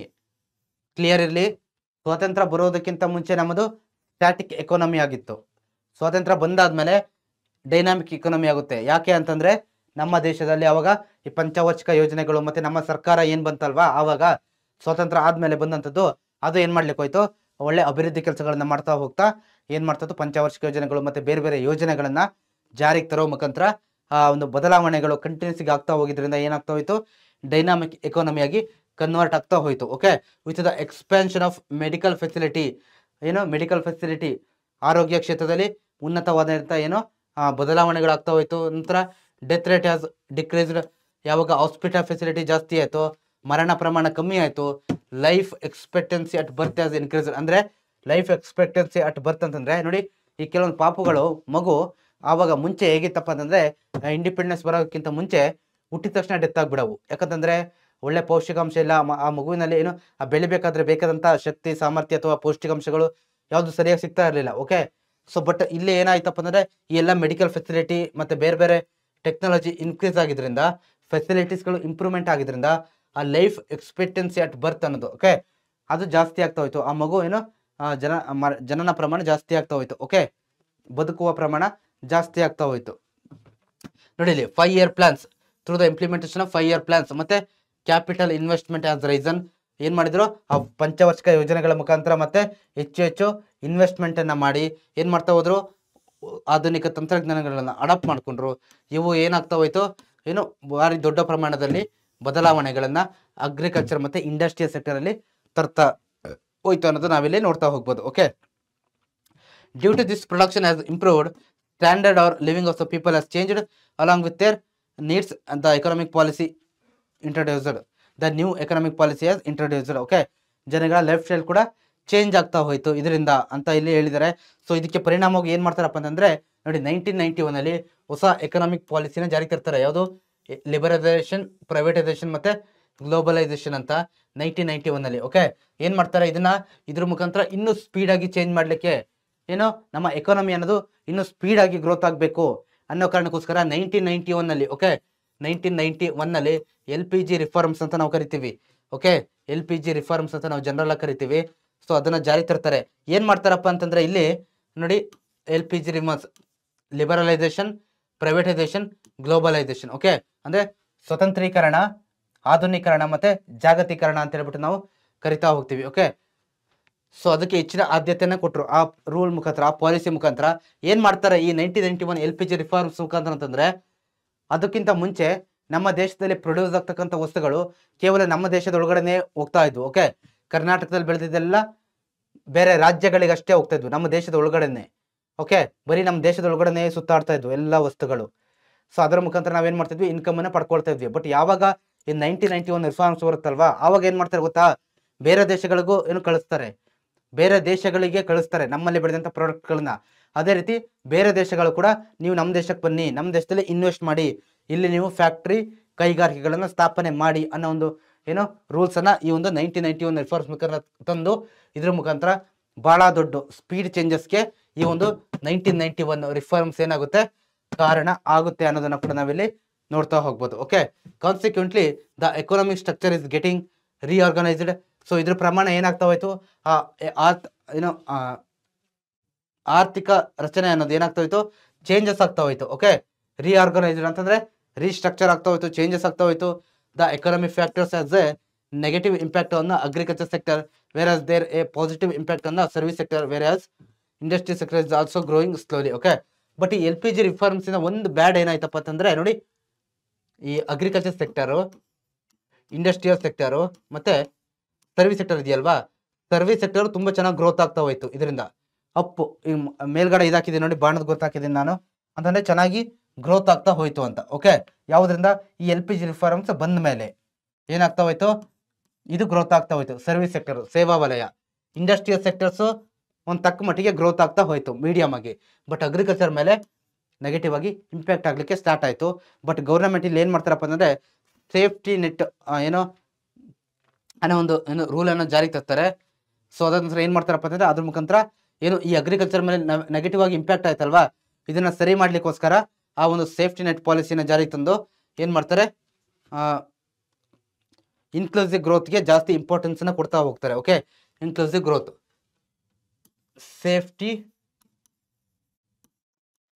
Net ಅಂದ್ರೆ ರಕ್ಷಣಾತ್ಮಕ ತಂತ್ರಗಳನ್ನ ಬಳಸ್ಕೊಳ್ತಾರೆ. ಅಗ್ರಿಕಲ್ಚರ್ಗೆ ಜಾಸ್ತಿ ಲಾಸ್ ಆಗಬಾರ್ದು. Okay, industries service sector growth ಆಗಬೇಕು, ಹೌದು, ಅದು ನಾವು ಒಪ್ಕೊಳ್ತೀವಿ. ಇಂಡಸ್ಟ್ರಿ ಸೆಕ್ಟರ್ಸ್ ಗ್ರೋತ್ ಆಗಬೇಕು, ಹೌದು, ಅದು ನಾವು ಒಪ್ಕೊಳ್ತೀವಿ. ಬಟ್ ಹಂಗಂತ ಹೇಳ್ಬಿಟ್ಟು ಅಗ್ರಿಕಲ್ಚರ್ ಡೌನ್ಫಾಲ್ ಆದ್ರೆ ಹೆಂಗ್ ಬದುಕೋಕ್ ಸಾಧ್ಯ ಅಲ್ವಾ? ಸೊ ಹಾಗಾಗಿ ಸರ್ಕಾರ ಏನ್ ಮಾಡ್ತಪ್ಪ ಅಂದ್ರೆ ನೋಡಿ, ಕೆಲವು ರಕ್ಷಣಾತ್ಮಕ ಸೇಫ್ಟಿ ನೆಟ್, ರಕ್ಷಣಾತ್ಮಕ ತಂತ್ರಗಳನ್ನ ಬಳಸ್ಕೊಂಡು ಏನನ್ನ ಜಾರಿ ತರ್ತಾರಪ್ಪ ಅಂತಂದ್ರೆ ಇನ್ಕ್ಲೂಸಿವ್, ಸಾರಿ ಇಲ್ಲಿ ಬರಿತೀನಿ ನೋಡಿ ನಾನು, ಇನ್ಕ್ಲೂಸಿವ್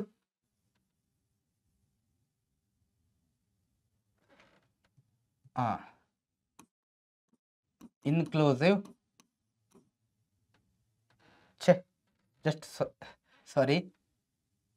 ಇನ್ಕ್ಲೂಸಿವ್ ಗ್ರೋತ್ಗೆ ಜಾಸ್ತಿ ಒಂದು ಇಂಪಾರ್ಟೆನ್ಸ್ ನ ಕೊಡ್ತಾ ಹೋಗ್ತಾರೆ. Okay, inclusive growth.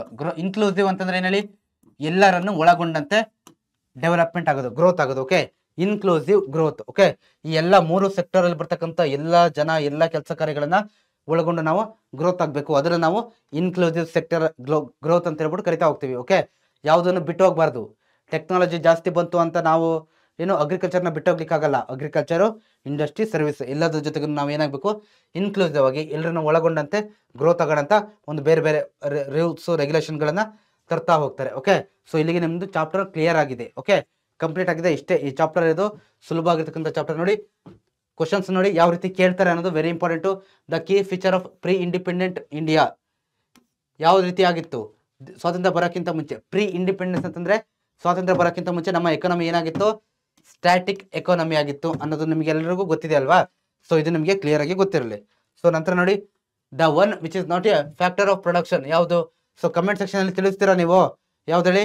ಟ್ಯಾಕ್ಸ್ ಅನ್ನೋದು ಬರೋದಿಲ್ಲ. ಓಕೆ, ಸೊ ಇದು ನೀವು ಕಮೆಂಟ್ ಸೆಕ್ಷನ್ ಅಲ್ಲೂ ಕೂಡ ತಿಳಿಸ್ಬೇಕು ನೀವು. ಸೊ ಕ್ವಶನ್ಸ್ ಯಾವ ರೀತಿ ಕೇಳ್ತಾರೆ ಅನ್ನೋದು. Okay, the country wear the industrial revolution began, ಎಲ್ಲಿ ಬಿಗ್ಯಾನ್ ಆಗಿದ್ದು ಇದು ಮಾತ್ರ ನಾನು ಹೇಳಲ್ಲ, ಇದು ನೀವೇ ಕಮೆಂಟ್ ಸೆಕ್ಷನ್ ಅಲ್ಲಿ ತಿಳಿಸ್ಬೇಕು. Okay, America, Britain, France, China ಅಂತಿದೆ, ನೀವು ಕಮೆಂಟ್ ಸೆಕ್ಷನ್ ಅಲ್ಲಿ ತಿಳಿಸ್ಬೇಕು. ಇದಕ್ಕೆ ನೋಡಿ ಕ್ವಶನ್ಸ್ ಯಾವ ರೀತಿ ಕೇಳ್ತಾರಪ್ಪ ಅಂತಂದ್ರೆ ಎಕ್ಸಾಮ್ ಅಲ್ಲಿ, what are the difference between static ಮತ್ತೆ ಡೈನಾಮಿಕ್ ಎಕಾನಮಿ ಅಂತ ಕೇಳ್ತಾರೆ. What are the difference between static and dynamic ಎಕಾನಮಿಯ ಏನು ಡಿಫರೆನ್ಸಸ್ ಏನು ಅಂತ ಕೇಳ್ತಾರೆ. ಸ್ಟ್ಯಾಟಿಕ್ ಎಕಾನಮಿ ಆದ್ರೆ ನೋಡಿ, derive from the Greek word, ಅದು ವರ್ಡ್ ನ ಯಾವ್ದನ್ನ ಡೆರೈವ್ ಮಾಡಿದ್ದಾರೆ, ಮತ್ತೆ ಮೀನಿಂಗ್ ಏನು ಅನ್ನೋದು, ಸ್ಟ್ಯಾಂಡ್ ಸ್ಟಿಲ್ ಅಂತ ಮೀನಿಂಗ್ ಅನ್ನ ಬರೀಬೇಕು. ಸೊ ಡಿರೈವ್ಡ್ ಎಕಾನಮಿ ಆದ್ರೆ ಇದ್ರ ಮೀನಿಂಗ್ ಏನು? Meaning powerful change. ಓಕೆ, ಇಲ್ಲಿ ಸ್ಟ್ಯಾಂಡ್ ಸ್ಟಿಲ್, ಇಲ್ಲಿ powerful change. Okay, second one refers to an economy with no changes, static ಎಕಾನಮಿಲಿ. ಬಟ್ ಇಲ್ಲಿ ನೋಡಿ, studies continues changes in the economy. Okay, ಅಲ್ಲಿ no changes, ಇಲ್ಲಿ continues changes. Okay, timeless with no economic growth, statically no ಏನು timeless ಮತ್ತೆ no economic growth ಆಗಿರುತ್ತೆ. Economic concept constantly ಏನಾಗ್ತಾ ಇರುತ್ತೆ, ಚೇಂಜ್ ಆಗ್ತಾ ಇರುತ್ತೆ ಇದರಲ್ಲಿ. ಓಕೆ, ಕಾನ್ಸ್ಟೆಂಟ್ಲಿ ಎವಾಲ್ವ್ ಅಂತಂದ್ರೆ ಚೇಂಜ್ ಆಗ್ತಲೇ ಇರುತ್ತೆ, ಹೊಸ ಹೊಸ ಡಿಮ್ಯಾಂಡ್ಗಳು, ಹೊಸ ಹೊಸ ಬೇಡಿಕೆಗಳು ಮಾರುಕಟ್ಟೆಗೆ ಬರ್ತಲೇ ಇರುತ್ತೆ ಅನ್ನೋದು ಕೂಡ ನಾವಿಲ್ಲಿ ನೋಡ್ತಾ ಹೋಗ್ಬೋದು. ನಂತರ ನೋಡಿ, economic concepts remain unchanged. Okay, economic ಕಾನ್ಸೆಪ್ಟ್ಗಳು ಅಲ್ಲಿ ಏನು ಚೇಂಜ್ ಆಗ್ತಾ ಇರೋದಿಲ್ಲ, ಇಲ್ಲಿ ವೇರಿಯೇಷನ್ಸ್ ವರ್ಷದಿಂದ ವರ್ಷಕ್ಕೆ ಏನಾಗ್ತಾ ಇರುತ್ತೆ, ಬದಲಾವಣೆ ಅನ್ನೋದು ಆಗ್ತಾ ಇರುತ್ತೆ. ಎಲ್ಲ ವಿಚಾರಗಳೆಂದು ನಿಮಗೆ ಕ್ಲಿಯರ್ ಆಗಿ ಗೊತ್ತಿರಬೇಕು. ಓಕೆ, ಸೊ ಇಷ್ಟು ಕೂಡ ಯಾವುದು ಈ ಒಂದು ಕ್ಲಾಸ್ ಬಗ್ಗೆ ಸ್ಟೂಡೆಂಟ್ಸ್, ತುಂಬಾ ಏನೋ ಕ್ಲಾಸ್ ನಿಮಗೆ ಅರ್ಥ ಆಗಿದೆ ಅಂತ ಅನ್ಕೊಳ್ತೀನಿ ನಾನು. ತುಂಬಾ ಸುಲಭವಾಗಿತ್ತು ಕ್ಲಾಸು, ಈಸಿ ಕ್ಲಾಸು. ಒಂದ್ ಸೆಕೆಂಡ್ ಏನು ಯಾವುದೇ ಡೌಟ್ ಇದ್ರು ಮತ್ತೆ ಒಂದ್ ಸೆಕೆಂಡ್ ಕ್ಲಾಸ್ನ ವಾಚ್ ಮಾಡಿ. ಓಕೆ, ನೆಕ್ಸ್ಟ್ ಕ್ಲಾಸಲ್ಲಿ ಸಿಗ್ತೀನಿ ಸ್ಟೂಡೆಂಟ್ಸ್. ಓಕೆ, ನೆಕ್ಸ್ಟ್ ಕ್ಲಾಸಲ್ಲಿ ಭೇಟಿ ಆಗೋಣ. ಸೊ ಅಲ್ಲಿವರೆಗೂ ಥ್ಯಾಂಕ್ ಯು. ಓಕೆ, ಸ್ಟಡೀಸ್ ಚೆನ್ನಾಗಿ ಮಾಡಿ. All the best for your studies. Thank you students, bye.